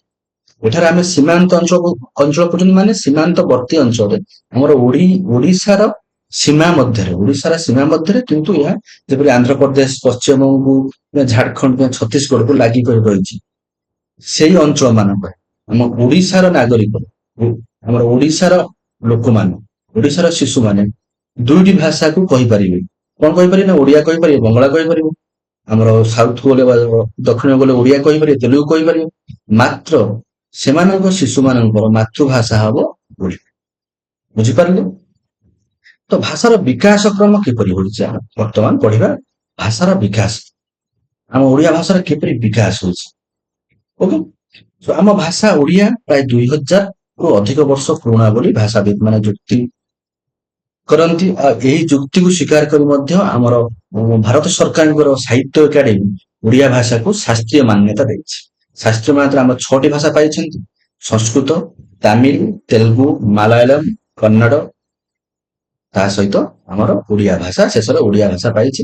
ଆମର ସମସ୍ତ ଦକ୍ଷିଣ ଭାରତୀୟ ଭାଷା, ତା ସହିତ ସଂସ୍କୃତ ଏବଂ ଓଡିଆ ଭାଷା ଆମର ପାଇଛି, ଆମର ଶାସ୍ତ୍ରୀୟ ମାନ୍ୟତା ପ୍ରଦାନ କରାଯାଇଛି ଭାରତ ସରକାରଙ୍କ ଦ୍ୱାରା। ଓକେ। ଏଥିରୁ ଆମେ କଣ ବୁଝୁଛନ୍ତି ନା ଆମ ଓଡିଆ ଭାଷା ବହୁ ପ୍ରାଚୀନ। ତଥାପି ଯେତେବେଳେ ଆମେ ପରାଧୀନ ଥିଲେ ସେତେବେଳେ ଓଡିଆ ଭାଷାର ସୁରକ୍ଷା ପାଇଁ ଆମର ପୂର୍ବପୁରୁଷ ମାନେ ନିଜର ବହୁତ ତ୍ୟାଗ ଦେଇଛନ୍ତି। ସେତେବେଳେ ଆମର କାନ୍ତିଲାଲ ଭଟ୍ଟାଚାର୍ଯ୍ୟ ନାମକ ଜଣେ ବଙ୍ଗାଳୀ ଶିକ୍ଷକ ବୋଧେ ଥିଲେ, ସେ ଏକ ପୁସ୍ତକ ଲେଖିଥିଲେ ଓଡିଆ ଏକଟା ଭାଷା ନୁହେଁ। ତାହା ମାଧ୍ୟମରେ ସେ ଓଡିଆକୁ ବଙ୍ଗଳାର ଏକ ଉପଭାଷା ବୋଲି କହିବାକୁ ଚାହୁଁଥିଲେ ବା ଦର୍ଶାଇବାକୁ ଚାହୁଁଥିଲେ। କିନ୍ତୁ କିଛି ଇଂରେଜ ପ୍ରଶାସକ ଯେପରି ଆମର ରେଭେନ୍ସା ହେଲେ, ରେଭେନ୍ସା ସାହେବ ଯାହାଙ୍କ ନାମରେ ରେଭେନ୍ସା କଲେଜ ପ୍ରତିଷ୍ଠା କରାଯାଇଛି। ରେଭେନ୍ସା ସାହେବ ହେଲେ ସେତେବେଳେ ବାଲେଶ୍ୱରରେ ଜଣେ ଇଂରେଜ କଲେକ୍ଟର ଥିଲେ, ସିଏ ହୁଅନ୍ତୁ କିମ୍ବା ଫକୀର ମୋହନ ସେନାପତି ହୁଅନ୍ତୁ, ସେମାନଙ୍କର ଦୃଢ ପ୍ରଚେଷ୍ଟା, ଦୃଢ ବିରୋଧ ବଳରେ ଆଜି ଆମେ ଆମର ଓଡିଆ ଭାଷାରେ କଥା କହିପାରୁଛନ୍ତି, ଓଡିଆ ଭାଷାରେ ଲେଖି ପାରୁଛନ୍ତି। ନହେଲେ ଓଡିଆ ଭାଷାର ଅପମୃତ୍ୟୁ ସେଇ 19ବିଂଶ ଶତାବ୍ଦୀରେ ହୋଇଯାଇଥାନ୍ତା। ଯେ ଓଡିଆ ଭାଷାର ସୁରକ୍ଷା ବା ଓଡିଆ ଭାଷାକୁ ବିକାଶ କରିବା ପାଇଁ ଆମର ପୂର୍ବସୂରୀ ମାନେ ନିଜର ବହୁତ ତ୍ୟାଗ କରିଛନ୍ତି। ଓକେ। ତାଙ୍କ ଲେଖନୀ ମୁନରେ ବହୁତ କିଛି ଓଡିଆ ଭାଷାକୁ ପ୍ରଦାନ କରିଛନ୍ତି, ଯାହା ଦ୍ୱାରା ଓଡିଆ ଭାଷା, ସାହିତ୍ୟ, ଗଳ୍ପ, କବିତା, ପ୍ରବନ୍ଧ ପରିପୃଷ୍ଟ ହୋଇଛି। ଓକେ। ତେଣୁକରି ଓଡିଆ ଭାଷା ହଉଛି ଆମର ଭାରତ ସରକାରଙ୍କ ଦ୍ୱାରା ମାନ୍ୟତା ପ୍ରାପ୍ତ ଏକ ଶାସ୍ତ୍ରୀୟ ଭାଷା। ଯାହାକି 2000 ବର୍ଷର ଅଧିକ ପୁରୁଣା। ଓକେ, ତେଣୁ ଆମର ଓଡିଆ ଭାଷାର ପ୍ରାଚୀନତା କେଉଁଠୁ ସ୍ପଷ୍ଟ ପ୍ରମାଣ ମିଳୁଛି ନା ଭରତ ମୁନିଙ୍କ ରଚିତ ନାଟ୍ୟ ଶାସ୍ତ୍ର ହେଲା, ଅନ୍ୟାନ୍ୟ ପ୍ରାଚୀନ ଗ୍ରନ୍ଥ ମାନଙ୍କରେ ଉଡ୍ର ଆଦି ଜାତି, ଉଡ୍ରରୁ ଆମର ଓଡିଶା ଆସିଛି। ଓଡିଶା ଆମର ଗଠନ କରାଯାଇଛି ଉଡ୍ର, କଳିଙ୍ଗ, ତ୍ରିକଳିଙ୍ଗ, ଉତ୍କଳ ଆଦି ଅଞ୍ଚଳକୁ ନେଇକି ଆମର ଓଡିଶା ଗଠନ କରାଯାଇଛି। ତେଣୁ ପ୍ରାଚୀନ ଯୋଉ ଗ୍ରନ୍ଥ ଅଛି, ମହାଭାରତ ଅଛି କି ରାମାୟଣ ଅଛି, ଏଥିରେ ମଧ୍ୟ ଆମର କଳିଙ୍ଗର ଅବତାରଣା କରାଯାଇଛି। ତେଣୁକରି ଓଡିଆ ଭାଷାର ପ୍ରାଚୀନ ଗ୍ରନ୍ଥ ମାନଙ୍କରୁ 2000 ବର୍ଷରୁ ଅଧିକ ପୁରୁଣା ଯେଉଁ ଗ୍ରନ୍ଥ ମାନ ଅଛି, ସେଥିରୁ ମଧ୍ୟ ପରିଦୃଷ୍ଟ ହୋଇଥାଏ। ପ୍ରାୟ 1500 ବର୍ଷ ତଳେ ବୁଦ୍ଧ ଧର୍ମର ଶାଖା ସହଜପନ୍ଥୀ ସାଧକ ମାନେ ଯେଉଁ ଗୀତ ରଚନା କରିଥିଲେ, ସେ ସବୁ ଚର୍ଯା ଗୀତି ବା ଚର୍ଯା ପଦ ଭାବରେ ପଡିଛି। ଗୋଟେ ଚର୍ଯା ଗୀତି ମଧ୍ୟ ଥାଏ, ଯୋଉଟା କି ବୌଦ୍ଧ ଧର୍ମର ଶାଖା ସହଜପନ୍ଥୀ ସାଧକ ମାନେ ପ୍ରଚାର କରିଥିଲେ। ସେଇ ଭାଷା, ଏଇ ଗୀତ ଗୁଡିକ କେଉଁ ଭାଷାରେ ଲେଖାଯାଇଛି ନା ଓଡିଆ ଭାଷା। ଆମର ଭରତ ମୁନିଙ୍କ ନାଟ୍ୟ ଶାସ୍ତ୍ରରେ ଓଡିଆ ଭାଷାର ଝଲକ ଦେଖିବାକୁ ମିଳିଥାଏ। ତା ସହିତ ଚର୍ଯା ଗୀତି, ଚର୍ଯା ପଦର ଭାଷା ହଉଛି ଓଡିଆ ଭାଷା। ଏହା ଓଡିଆ ଭାଷାରେ ବା ଓଡିଆ ଲିପିରେ ଲେଖାଯାଇଛି। ଏହାକୁ ଭିତ୍ତି କରି ଏହାକୁ ଭିତ୍ତି କରି ପ୍ରାୟ ସପ୍ତମ ଶତାବ୍ଦୀରୁ ଦଶମ ଶତାବ୍ଦୀ ମଧ୍ୟରେ ଓଡିଆ ଭାଷାର ସ୍ପଷ୍ଟ ରୂପ ବିକଶିତ ହୋଇଛି। ଓଡିଆ ଭାଷା କାଳକ୍ରମେ ଆମର 2000 ବର୍ଷ, ଓଡିଆ ଭାଷା ହଉଛି 2000 ବର୍ଷର ଅଧିକ ବର୍ଷର ପୁରୁଣା, କିନ୍ତୁ ଭାଷାର ଯୋଉ ବିକାଶ, ପୁରା ଯୋଉ ବିକଶିତ ଭାଷା, ଏବେ ଆମେ ଯୋଉ ଭାଷାରେ କଥାବାର୍ତ୍ତା କରୁଛନ୍ତି କି ଏବେ ଆମେ ଯୋଉ ଭାଷାରେ ନିଜର ମନର ଭାବକୁ ପ୍ରକାଶ କରୁଛନ୍ତି, ସେଇ ଭାଷାରେ ଧୀରେ ଧୀରେ ଆମର ବିକଶିତ ହୋଇଛି। ପୂର୍ବରୁ କହି ଆସିଲି ଭାଷା ପରିବର୍ତ୍ତନଶୀଳ। ଭାଷା ସମୟ ଅନୁସାରେ ପରିବର୍ତ୍ତନ ହୋଇଥାଏ, ସମୟ ଲାଗିଥାଏ, ଏହା ଶୀଘ୍ର ଶୀଘ୍ର ହୁଏ ନାହିଁ। ଯଦିଓ ଏହା ବହୁତ ସମୟ ଲାଗିଥାଏ, କିନ୍ତୁ ସମୟ ଅନୁସାରେ ଏହା ପରିବର୍ତ୍ତନ ହୋଇଥାଏ। ସେଇଭଳି 2000 ବର୍ଷ ତଳର ଓଡିଆ ଭାଷା କେତେବେଳେ ଆମର ସମ୍ପୂର୍ଣ୍ଣ ସ୍ପଷ୍ଟ ବିକଶିତ ରୂପରେ ବିକଶିତ ହୋଇଥିଲା ନା ପ୍ରାୟ ସପ୍ତମ ଶତାବ୍ଦୀରୁ ଦଶମ ଶତାବ୍ଦୀ ମଧ୍ୟରେ ଓଡିଆ ଭାଷାର ସ୍ପଷ୍ଟ ରୂପେ ଧୀରେ ଧୀରେ ବିକଶିତ ହୋଇଥିଲା ବୋଲି ସ୍ୱୀକାର କରାଯାଏ। ଆମର ଓଡିଆ ଭାଷାର ଐତିହାସିକ ମାନେ, ଭାଷାବିତ୍ ମାନେ ସ୍ୱୀକାର କରିଛନ୍ତି। ପଞ୍ଚଦଶ ଶତାବ୍ଦୀରେ, ପୂର୍ବରୁ ଆମେ ଯୋଉ ଆଲୋଚନା କରି ଆସିଲେ, ପଞ୍ଚଦଶ ଶତାବ୍ଦୀରେ ସିଦ୍ଧମୁନି ସାରଳା ଦାସ କୁହନ୍ତୁ କିମ୍ବା ଷୋଡଶ ଶତାବ୍ଦୀର ଆମର ପଞ୍ଚସଖା ରହିଲେ ଅତିବଡି ଜଗନ୍ନାଥ ଦାସ, ବଳରାମ ଦାସ, ଅଚ୍ୟୁତାନନ୍ଦ, ଶିଶୁ ଅନନ୍ତ, ଯଶୋବନ୍ତ, ଏମାନଙ୍କର ଆମେ ଯୋଉ ସାହିତ୍ୟ କୃତି ମଧ୍ୟ ପୂର୍ବରୁ ଆମେ ଆଲୋଚନା କରି ଆସିଲେ। ଏମାନଙ୍କର ଯୋଉ ସାହିତ୍ୟ କୃତି ହଉ, ତାହା ମାଧ୍ୟମରେ ଆମେ ଭାଷାର ବିକଶିତ ରୂପକୁ ଦୃଶ୍ୟମାନ କରିଥାଉ। ବୁଝିପାରିବୁ? ଯେପରି ଆମର ଜଗନ୍ନାଥ ଦାସଙ୍କୁ ଓଡିଆ ଭାଗବତ ହେଲା, ସାରଳା ଦାସଙ୍କ ମହାଭାରତ, ବଳରାମ ଦାସଙ୍କ ରାମାୟଣ, ଏହିସବୁରେ ଓଡିଆ ଭାଷାର ବିକଶିତ ରୂପ ଦୃଶ୍ୟମାନ ହୋଇଥାଏ। ଏହିସବୁ କାଳଜୟୀ ଗ୍ରନ୍ଥ ପଞ୍ଚଦଶ ଶତାବ୍ଦୀ ଓ ଷୋଡଶ ଶତାବ୍ଦୀରେ ଯୋଉ ରଚନା କରାଯାଇଥିବା ଏଇ ଯୋଉ କାଳଜୟୀ ଗ୍ରନ୍ଥ ମାନଙ୍କର ଆମ ଓଡିଆ ଭାଷାର ବିକଶିତ ରୂପର ପ୍ରମାଣ ବହନ କରୁଛି। ଅଷ୍ଟାଦଶ ଶତାବ୍ଦୀରେ ଆମର ରୀତି ଯୁଗର କବି ସମ୍ରାଟ ଉପେନ୍ଦ୍ର ଭଞ୍ଜ, ତାଙ୍କର କାବ୍ୟ ମାନଙ୍କରେ ମଧ୍ୟ ଆମେ ଓଡିଆ ଭାଷାର ଶବ୍ଦ ଭଣ୍ଡାରରେ ପ୍ରାଚୁର୍ଯ୍ୟ ପ୍ରଦର୍ଶନ କରିଥାଏ। ତାଙ୍କର ସେ ଯୋଉ ରଚନା ସବୁ କରିଛନ୍ତି ଉପେନ୍ଦ୍ର ଭଞ୍ଜ, ତାଙ୍କ ଯୋଉ କାବ୍ୟ ଭଣ୍ଡାର ଅଛି, କାବ୍ୟ ସମଗ୍ର ଅଛି, ସେଥିରେ ମଧ୍ୟ ଆମ ଓଡିଆ ଭାଷାଟି ପରିପୃଷ୍ଟ ଅଛି। ପରବର୍ତ୍ତୀ କାଳରେ ଭୀମ ଭୋଇ ମହିମା ଧର୍ମ ଯୋଉ ପ୍ରଚାର କରିଥିଲେ, ଭୀମ ଭୋଇଙ୍କର ଯୋଉ ଭଜନ ସବୁ ଅଛି, ସେଥିରେ ମଧ୍ୟ ଆମର ଓଡିଆ ଭାଷାଭାଷୀ ମାନଙ୍କର ଶବ୍ଦ ମାନଙ୍କର ଅର୍ଥ ପ୍ରକାଶ ଭାବ ବହନକାରୀ କ୍ଷମତାର ଉଦାହରଣ ହୋଇ ରହିଛି। ଓକେ, ଭୀମ ଭୋଇଙ୍କର ଭଜନ ସବୁ ସରଳ ଓଡିଆ, ସାଧାରଣ ଓଡିଆ ଭାଷାରେ ଲେଖା ରହିଛି। ତେଣୁକରି ଆମେ କଣ ବୁଝିଲେ ନା, ଯୋଉଟା ଆମର 2000 ବର୍ଷର ପୁରୁଣା ହଉଛି ଓଡିଆ ଭାଷା। ଏଇ ଭାଷା ଭରତ ମୁନିଙ୍କ ରଚିତ ନାଟ୍ୟ ଶାସ୍ତ୍ର ହଉ, ଚର୍ଯା ଗୀତି ହଉ, ଚର୍ଯା ପଦ ହଉ, କିମ୍ବା ଆମର ଯୋଉ ପ୍ରାଚୀନ ଗ୍ରନ୍ଥର ଯୋଉ ଉଡ୍ର ଆଦି ଯୋଉ ଲୋକ ଭାଷାର ସୂଚନା ଯୋଉ ମିଳିଥାଏ, ତାହା ସପ୍ତମ ଶତାବ୍ଦୀରୁ ଦଶମ ଶତାବ୍ଦୀ ମଧ୍ୟରେ ଏହା ପରିପୃଷ୍ଟ ହୋଇଥିଲା। ଓକେ, ତାପରେ ପଞ୍ଚଦଶ ଶତାବ୍ଦୀରେ ଏବଂ ଷୋଡଶ ଶତାବ୍ଦୀରେ ଆମର କାଳଜୟୀ ରଚୟିତା ମାନଙ୍କ ଦ୍ଵାରା କାଳଜୟୀ ଲେଖକ ମାନଙ୍କ ଦ୍ଵାରା ଓଡ଼ିଆ ଭାଷାର କ୍ରମ ବିକାଶ ଏକ ଉଚ୍ଚତର ସ୍ତରକୁ ପହଞ୍ଚି ଯାଇଛି। ଓକେ, ଊନବିଂଶ ଶତାବ୍ଦୀରେ ଏଠି ମୁଁ କହିକି ଆସିଲି ଊନବିଂଶ ଶତାବ୍ଦୀରେ ଓଡ଼ିଶାରେ ଇଂରେଜ ଶାସନ ଆଉ ଇଂରାଜୀ ଶିକ୍ଷା ପ୍ରଚଳନ। ସେତେବେଳେ ତାପରେ ଆମେ ଇଂରାଜୀ ଭାଷାର କିଛି କିଛି ଶବ୍ଦ ମଧ୍ୟ ଆମେ ଓଡ଼ିଆ ଭାଷାରେ ଗ୍ରହଣ କରିସାରିଛେ। ଏଇ ଶତାବ୍ଦୀର ଶେଷ ଭାଗ ଓ ବିଂଶ ଶତାବ୍ଦୀର ପ୍ରଥମ ଭାଗରେ କିଏ କିଏ ଆସିଲେ ଆମର କେଉଁ ଲେଖକ କବି ମାନେ ଆସିଲେ ନା ଫକୀରମୋହନ ସେନାପତି, ଗଙ୍ଗାଧର ମେହେର, ରାଧାନାଥ ରାୟ, ମଧୁସୂଦନ ରାଓ, ଶଶିଭୂଷଣ ରାୟ,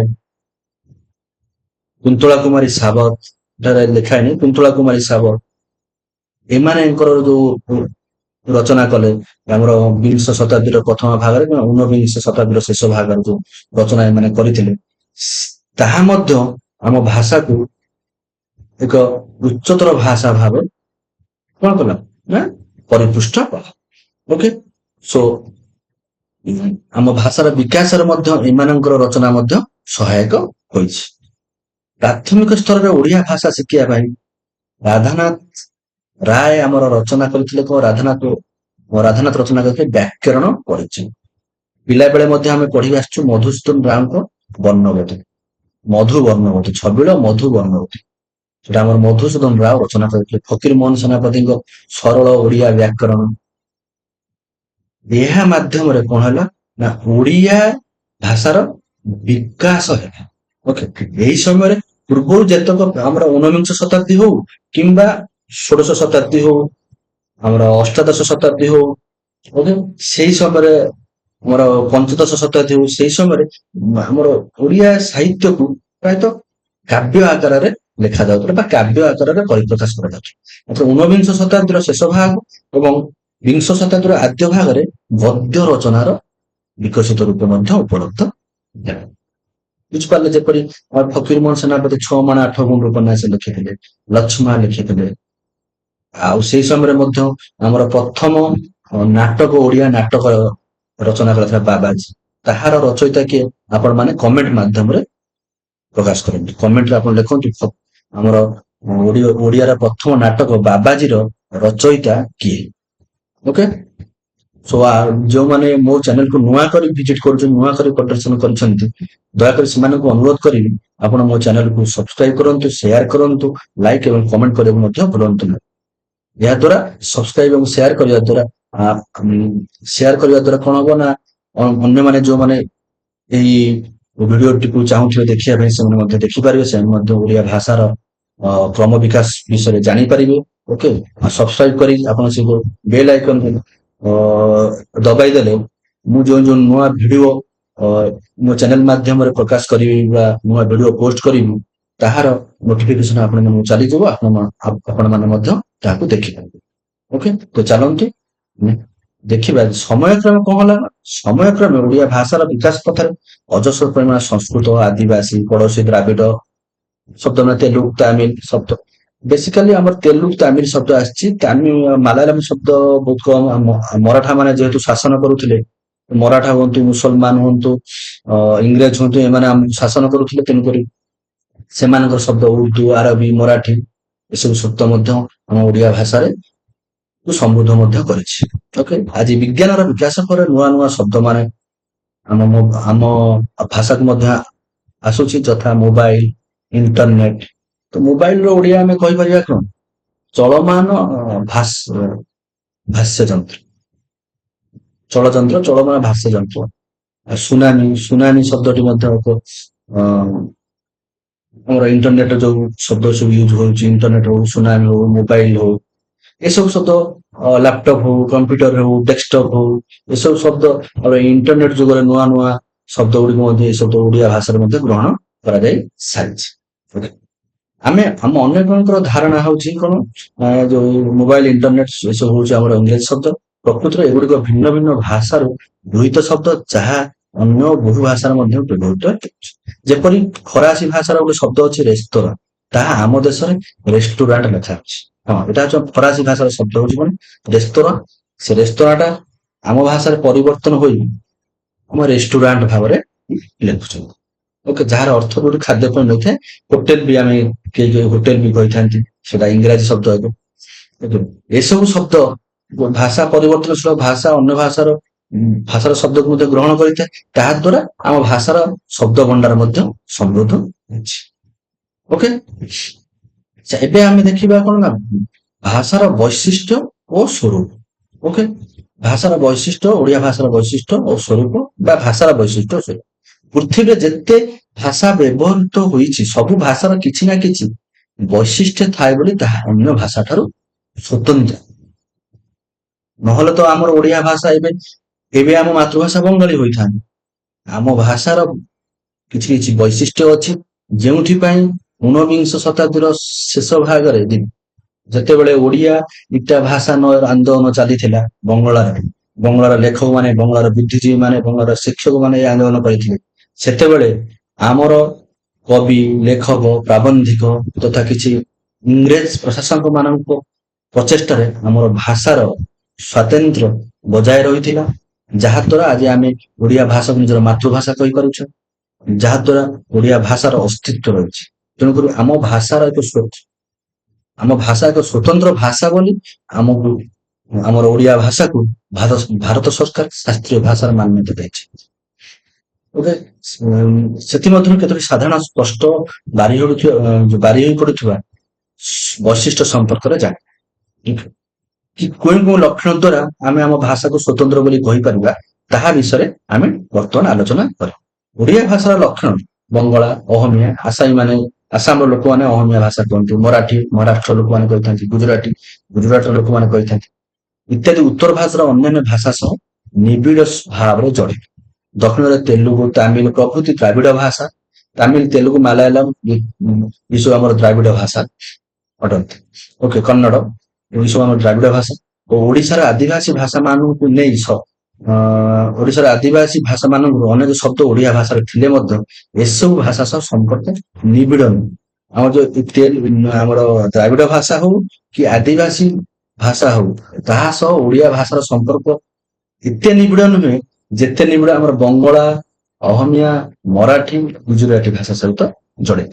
ବଙ୍ଗଳା, ଅହମିଆ ଭାଷାକୁ ଓଡିଆ ଲୋକମାନେ ଯଦି ଯଦି ମନୋଯୋଗ ସହକାରେ ଶୁଣିବେ, ସେ ଭାଷାକୁ ବୁଝିବାରେ କୌଣସି ଆମର ଅସୁବିଧା ହବ ନାହିଁ। ଓକେ, ଆଉ ମରାଠୀ, ଗୁଜୁରାଟୀର ବହୁତ ଭାଷା ମଧ୍ୟ ଆମ ଭାଷାରେ ମଧ୍ୟ ଅଛି। ମରାଠୀର ଯେପରି ମଧୁସୂଦନ ରାୟ, ଯିଏକି ଆମର ଓଡିଆ ମଧୁ ବର୍ଣ୍ଣବୋଧ ଲେଖିଛନ୍ତି, ସେ ହଉଛନ୍ତି ମରାଠୀ, ସେ ହଉଛନ୍ତି ଜଣେ ମରାଠୀ ଜମିଦାର। ଓକେ, ସେ ଓଡିଆକୁ ନିଜ ମାତୃଭାଷା ରୂପେ ଗ୍ରହଣ କରି ଓଡିଆ ମଧୁ ବର୍ଣ୍ଣବୋଧ ସେ ଲେଖିଛନ୍ତି। ଓକେ, ଓଡିଆ ଭାଷାର ଶବ୍ଦ ମାନଙ୍କର ଉଚ୍ଚାରଣ ସ୍ୱରାନ୍ତ। ଆମର ଭାଷାର ବୈଶିଷ୍ଟ୍ୟ କଣ, ଆମ ଭାଷା କିପରି ଅନ୍ୟ ଭାଷା ଠାରୁ ଅଲଗା, ଆମେ ଏଇଠାରୁ ଜାଣେ। ସ୍ୱରାନ୍ତ ମିନ୍ ଏହାର ଅର୍ଥ ହଉଛି କଣ, ଉତ୍ତର ଭାରତରେ ଯୋଉ ବ୍ୟବହୃତ ଯୋଉ ସମଗୋଷ୍ଠୀୟ ଭାଷା ଶବ୍ଦ ଶେଷରେ ଅ ଉଚ୍ଚାରଣ ହୁଏ ନାହିଁ। ଏକ୍ସାମ୍ପଲ ଦିଆଯାଏ ରାମ, ଗୋପାଳ। ଆମର ହିନ୍ଦୀରେ କୁହାଯାଏ ରାମ, ଗୋପାଳ, କିନ୍ତୁ ଆମ ଓଡିଆରେ କଣ କହୁ, ରାମ, ଗୋପାଳ।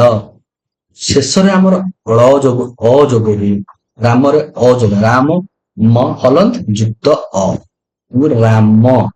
କିନ୍ତୁ ସେମାନେ ଉତ୍ତର ଭାରତ ଲୋକ ଯୋଉମାନେ ହିନ୍ଦୀ ଭାଷାଭାଷୀ ଲୋକମାନେ ରାମ, ଗୋପାଳ। କିନ୍ତୁ ଓଡିଆ ଭାଷାର ସ୍ୱତନ୍ତ୍ର ବୈଶିଷ୍ଟ୍ୟ ହଉଛି ତାହାର ଶେଷରେ ଅ ଉଚ୍ଚାରଣ ହୋଇଥାଏ, ରାମ, ଗୋପାଳ।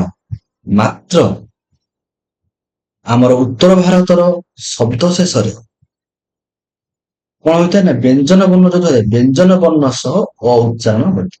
ମ, ଲ ଏସବୁ ବ୍ୟଞ୍ଜନ ବର୍ଣ୍ଣ, ଏଥିରେ ଅ ଉଚ୍ଚାରଣ ହୋଇନଥାଏ ଉତ୍ତର ଭାରତୀୟ ଭାଷାର। ରାମ, ଗୋପାଳ ଏଠାରେ ହଲନ୍ତ ରହିଥାଏ, ରାମ, ଗୋପାଳ। ଆମର ହୋଇଥାଏ ରାମ, ଗୋପାଳ। ଓକେ, ତେଣୁକରି ସ୍ୱର ବର୍ଣ୍ଣ ରୁ, ଏ ଯୋଉ ରୁ ଟା ଆଉ ଏକ ବୈଶିଷ୍ଟ୍ୟ। ପ୍ରଥମ ବୈଶିଷ୍ଟ୍ୟ ଗଲା କଣ ନା ଓଡିଆ ଭାଷାରେ ଶେଷ ଶବ୍ଦରେ ଯଦି ବ୍ୟଞ୍ଜନ ଯୋଉ ବର୍ଣ୍ଣ ଥାଏ ତାହା ସହିତ ଅ ଉଚ୍ଚାରଣ ହୋଇଥାଏ, ରାମ, ଗୋପାଳ। ମାତ୍ର ଅନ୍ୟ ଆମର ଉତ୍ତର ଭାରତୀୟ ଭାଷାରେ ବ୍ୟଞ୍ଜନ ବର୍ଣ୍ଣ ସହ ଯଦି ଆମେ ଶେଷ ଅକ୍ଷରରେ ବ୍ୟଞ୍ଜନ ବର୍ଣ୍ଣ ଥାଏ, ଅ ଉଚ୍ଚାରଣ ହୁଏ ନାହିଁ, ରାମ, ଗୋପାଳ। ଓକେ, ଦ୍ୱିତୀୟ ବୈଶିଷ୍ଟ୍ୟଟି ହଉଛି ସ୍ୱରବର୍ଣ୍ଣ ରୁ ସ୍ୱରବର୍ଣ୍ଣ ରୁ ଅନ୍ୟ ଯୋଉ ସମଗୋଷ୍ଠୀ ଭାଷା ରହିଲେ ବଙ୍ଗାଳୀ, ଅହମିଆ, ମରାଠୀ, ଗୁଜୁରାଟୀ, ସେଠାରେ ରୁ କୁ ସେମାନେ ରି ଭାବରେ ଲେଖିଥାନ୍ତି। ଆମେ କିନ୍ତୁ ରୁ କୁ ରୁ କହିଥାଉ। କୃଷ୍ଣ, କୃଷ୍ଣଚନ୍ଦ୍ର, କୃଷ୍ଣ। କିନ୍ତୁ ସେମାନେ କହିଥାନ୍ତି କ୍ରିଷ୍ଣା, ହିନ୍ଦୀରେ କହିଥାନ୍ତି କ୍ରିଷ୍ଣା, କୃଷ୍ଣ କହିନଥାନ୍ତି। ସେମାନେ ହରେ କୃଷ୍ଣ କୁହନ୍ତି। ଆମେ କଣ କହିଥାନ୍ତୁ ନା ହରେ କୃଷ୍ଣ, ହରେ କୃଷ୍ଣ। ଋଷି, ଆମେ କହିଥାଉ ଋଷି କପୁର, ଋଷି କପୁର। ରୁଟାକୁ ଆମେ ରୁ ବୋଲି କହିଥାଉ, କିନ୍ତୁ ସେମାନେ କହନ୍ତି ଋଷି କପୁର। ଫିଲ୍ମ ଷ୍ଟାର ଚଳଚ୍ଚିତ୍ର ଅଭିନେତା ଋଷି କପୁର, ଆମେ କହିଥାଉ ଋଷି କପୁର। ଆମର ରୁ ରି ଭିନ୍ନ ଭିନ୍ନ, କିନ୍ତୁ ସେମାନଙ୍କର ସେ ରୁ ବଦଳରେ ସେମାନେ ରି ଉଚ୍ଚାରଣ। ଏହା ହଉଛି ଓଡ଼ିଆ ଭାଷାର ଦ୍ୱିତୀୟ ବୈଶିଷ୍ଟ୍ୟ, ଯାହା ଅନ୍ୟ ଭାଷା ଠାରୁ ଆମ ଭାଷାକୁ ଏକ ସ୍ୱତନ୍ତ୍ର ଭାଷା ରୂପେ ପରିଗଣିତ କରିଛି। ଓକେ, ତାପରେ ଆମେ ଦେଖିବା କଣ, ବ୍ୟଞ୍ଜନ ବର୍ଣ୍ଣମାଳାର ଅବର୍ଗ୍ୟ ଜ, ଅବର୍ଗ୍ୟ ଜ, ଯାହାକୁ ଅନ୍ତସ୍ଥ ଜ ମଧ୍ୟ ଆମେ କହିଥାଉ। ଅବର୍ଗ୍ୟ ଜ ଯାଏ ଅନ୍ତସ୍ଥ ଜ କହିଥାଉ। ଏହା ସମଗୋଷ୍ଠୀ ଅନ୍ୟ କୌଣସି ଭାଷାର ନାହିଁ। ସେମାନଙ୍କର ଗୋଟିଏ ଜ ଥାଏ ବା ଇୟ ଥାଏ। ସେମାନେ ଇୟ, ଓଡ଼ିଆ ଭାଷାରେ ଇୟ ବଦଳରେ ଏହି ଜର ବ୍ୟବହାର କେତେ ସ୍ତର ହୋଇଥାଏ।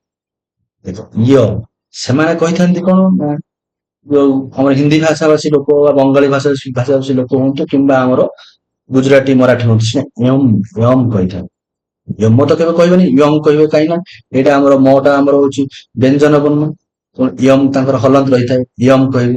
ଆମେ କଣ କହିଥାଉ ନା ଯମ, ଇୟ ବଦଳରେ ଆମେ ଯେ ଅନ୍ତେସ୍ଥ ଜ ଆମର ରହିଥାଏ, ଆମେ ଅନ୍ତେସ୍ଥ ଜ ବା ଅବର୍ଗ୍ୟ ଜ ଆମେ ବ୍ୟବହାର କରିଥାଉ। ଆମେ ସୂର୍ଯ୍ୟ କହିଥାଉ, ସେମାନେ କହିଥାନ୍ତି ସୂର୍ଯ୍ୟ, ସୂର୍ୟ, ସୂର୍ଯ୍ୟ ଏଇଭଳି କେହି କହିଥାନ୍ତି, କିନ୍ତୁ ଆମେ କହିଥାଉ ସୂର୍ଯ୍ୟ। ଏଠି ଅନ୍ତେସ୍ଥ ଜ ବ୍ୟବହାର କରାଯାଇଥାଏ। ସହାୟ ସେମାନେ କହନ୍ତି, ଆମେ କହିଥାଉ ସାହାଯ୍ୟ। କେହି କେବେ ସାହାଯ୍ୟ କହିବ ନାହିଁ, ସାହାଯ୍ୟ ଯୋଉ ବ୍ୟାକରଣଗତ ତ୍ରୁଟି ଅଟେ। ସାହାଯ୍ୟ ହଉଛି ଓଡ଼ିଆର ସଠିକ ଶବ୍ଦଟି, ସାହାଯ୍ୟ। ଓକେ, ବୁଝିପାରିଲେ କଣ? ମାନେ ଆମେ ଆମର ଓଡ଼ିଆ ବର୍ଣ୍ଣମାଳାରେ ଅବର୍ଗ୍ୟ ଜ ବା ଅନ୍ତେସ୍ଥ ଜ ଅଛି, ଯୋଉଟା କି ସମଗୋଷ୍ଠୀ ଭାଷା ମାନଙ୍କର ସେଟା ନାହିଁ। ସେମାନେ ଅବର୍ଗ୍ୟ ଜ ବା ଅନ୍ତେସ୍ଥ ଜ ବଦଳରେ ସେମାନେ ୟ ବ୍ୟବହାର କରିଥାନ୍ତି। ସେ ଯଥା ୟମ, ୟମ୍, ସୂର୍ୟ, ସହାୟ। କିନ୍ତୁ ଆମେ ୟମ୍ ବଦଳରେ ଇୟ ବଦଳରେ ଜ ବ୍ୟବହାର, ଅନ୍ତେସ୍ଥ ଜ ବ୍ୟବହାର କରିଥାନ୍ତୁ। ତାହାକୁ ଆମେ କହିଥାଉ ଯମ, ସୂର୍ଯ୍ୟ, ସାହାଯ୍ୟ। ବୁଝିପାରିଲୁ? ଏହିପରି ବ୍ୟବହାର ସବୁ ସ୍ଥାନରେ ମଧ୍ୟ ହୁଏ ନାହିଁ। ଯଥା ଦୟା, ଲୟ, ବାୟୁ। ବାୟୁକୁ ଆମେ ବାୟୁ କହିଥାଉ, ସେମାନେ ବାୟୁ କହନ୍ତି। ବାୟୁ, ବାୟୁରେ ମଧ୍ୟ ଫରକ ଅଛି। ଆମେ ବ ୟୁଜ କରିଥାନ୍ତି, ବ ବ୍ୟବହାର କରିଥାନ୍ତି, ସେମାନେ ବ, ସେମାନଙ୍କ ବ ଟିକେ ଡିଫରେଣ୍ଟ ଟାଇପ ରହିଥାଏ। ତାହା ଆମେ ଯେତେବେଳେ ପଢିବା ପରବର୍ତ୍ତୀ କ୍ଲାସ ମାନଙ୍କରେ ତା ବିଷୟରେ ମଧ୍ୟ ମୁଁ ଆଲୋଚନା କରିବି। ବାୟୁ, ବାୟୁ, ଓକେ। କିଛି ଶବ୍ଦ ଥାଏ ଉଚ୍ଚାରଣଗତ ଦୃଷ୍ଟିରୁ ଆମ ଭାଷା ଅନ୍ୟ ଭାଷା ଠାରୁ ଭିନ୍ନ ହୋଇଥାଏ। ଓକେ, ଏଇ ଲକ୍ଷଣଟି ମଧ୍ୟ ଆମ ଭାଷାର ଏକ ବୈଶିଷ୍ଟ୍ୟ ବା ଏକ ଗୁଣ ଅଟେ। ଅନ୍ୟ ଭାଷାଠାରୁ ଆମ ଭାଷାକୁ ଭିନ୍ନ କରିଥାଏ।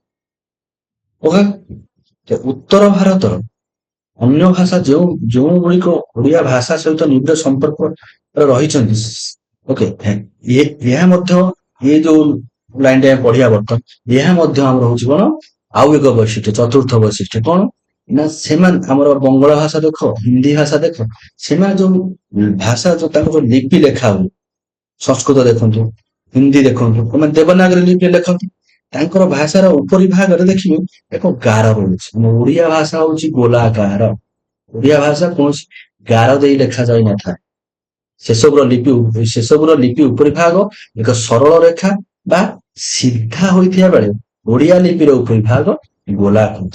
ସଂସ୍କୃତ ଆମ ଦେବନାଗରୀ ଲିପି ବାରମ୍ବାର କହି ଆସିଛି। କ, ଦେଖନ୍ତୁ ତାଙ୍କ କ ଯୋଉ ଲେଖା ହେଇଛି ଏଇଟା ମଧ୍ୟ ହିନ୍ଦୀରେ ଲେଖାଯାଏ। ଓକେ, କ ଯୋଉ ଲେଖା ହେଇଛି ଉପରେ ଗୋଟେ ଗାର ଦିଆଯାଇଛି, ଆମର କିନ୍ତୁ ଗୋଲାକାର। ସେଇପରି ଆମ ଗୋଟେ ବର୍ଣ୍ଣମାଳାର ସମ୍ପୂର୍ଣ୍ଣ ଉଦାହରଣ ବି ଆମେ ନେଇପାରିବା। ଓକେ, ଏଇଟା ଆମର ହେଲା ଚତୁର୍ଥ ବୈଶିଷ୍ଟ୍ୟ, ଯାହା ମାଧ୍ୟମରେ ଓଡ଼ିଆ ଏକ ସ୍ୱତନ୍ତ୍ର ଭାଷାର ପରିଚୟ ଲାଭ କରିଛି। ଓକେ, ଉଚ୍ଚାରଣ ଲିଖନଗତ ଏବେ କହି ଆସିଲି ବାୟୁ, ଆମେ କହିଥାନ୍ତି ବିରାଟ କୋହଲି, ବିରାଟ। କିନ୍ତୁ ହିନ୍ଦୀ ଭାଷାଭାଷୀ ଲୋକମାନେ ବିରାଟକୁ ବିରାଟ, ସେମାନେ ଇଂଲିଶରେ ଲେଖିଲା ବେଳେ ସେଟା ଭି ଲେଖା ହୁଏ, ଗୋଟେ ଆମର ଓଡ଼ିଆରେ ବି ଲେଖା, ବିରାଟ। ବିକାଶ, ହିନ୍ଦୀ ଭାଷା ଅଛି ଯେବେ ତାକୁ ଇଂରାଜୀରେ ଲେଖିବେ ଭି ଲେଖିବେ, ଆମେ ବି ଲେଖିଥାଉ। BIKSS ବିକାଶ।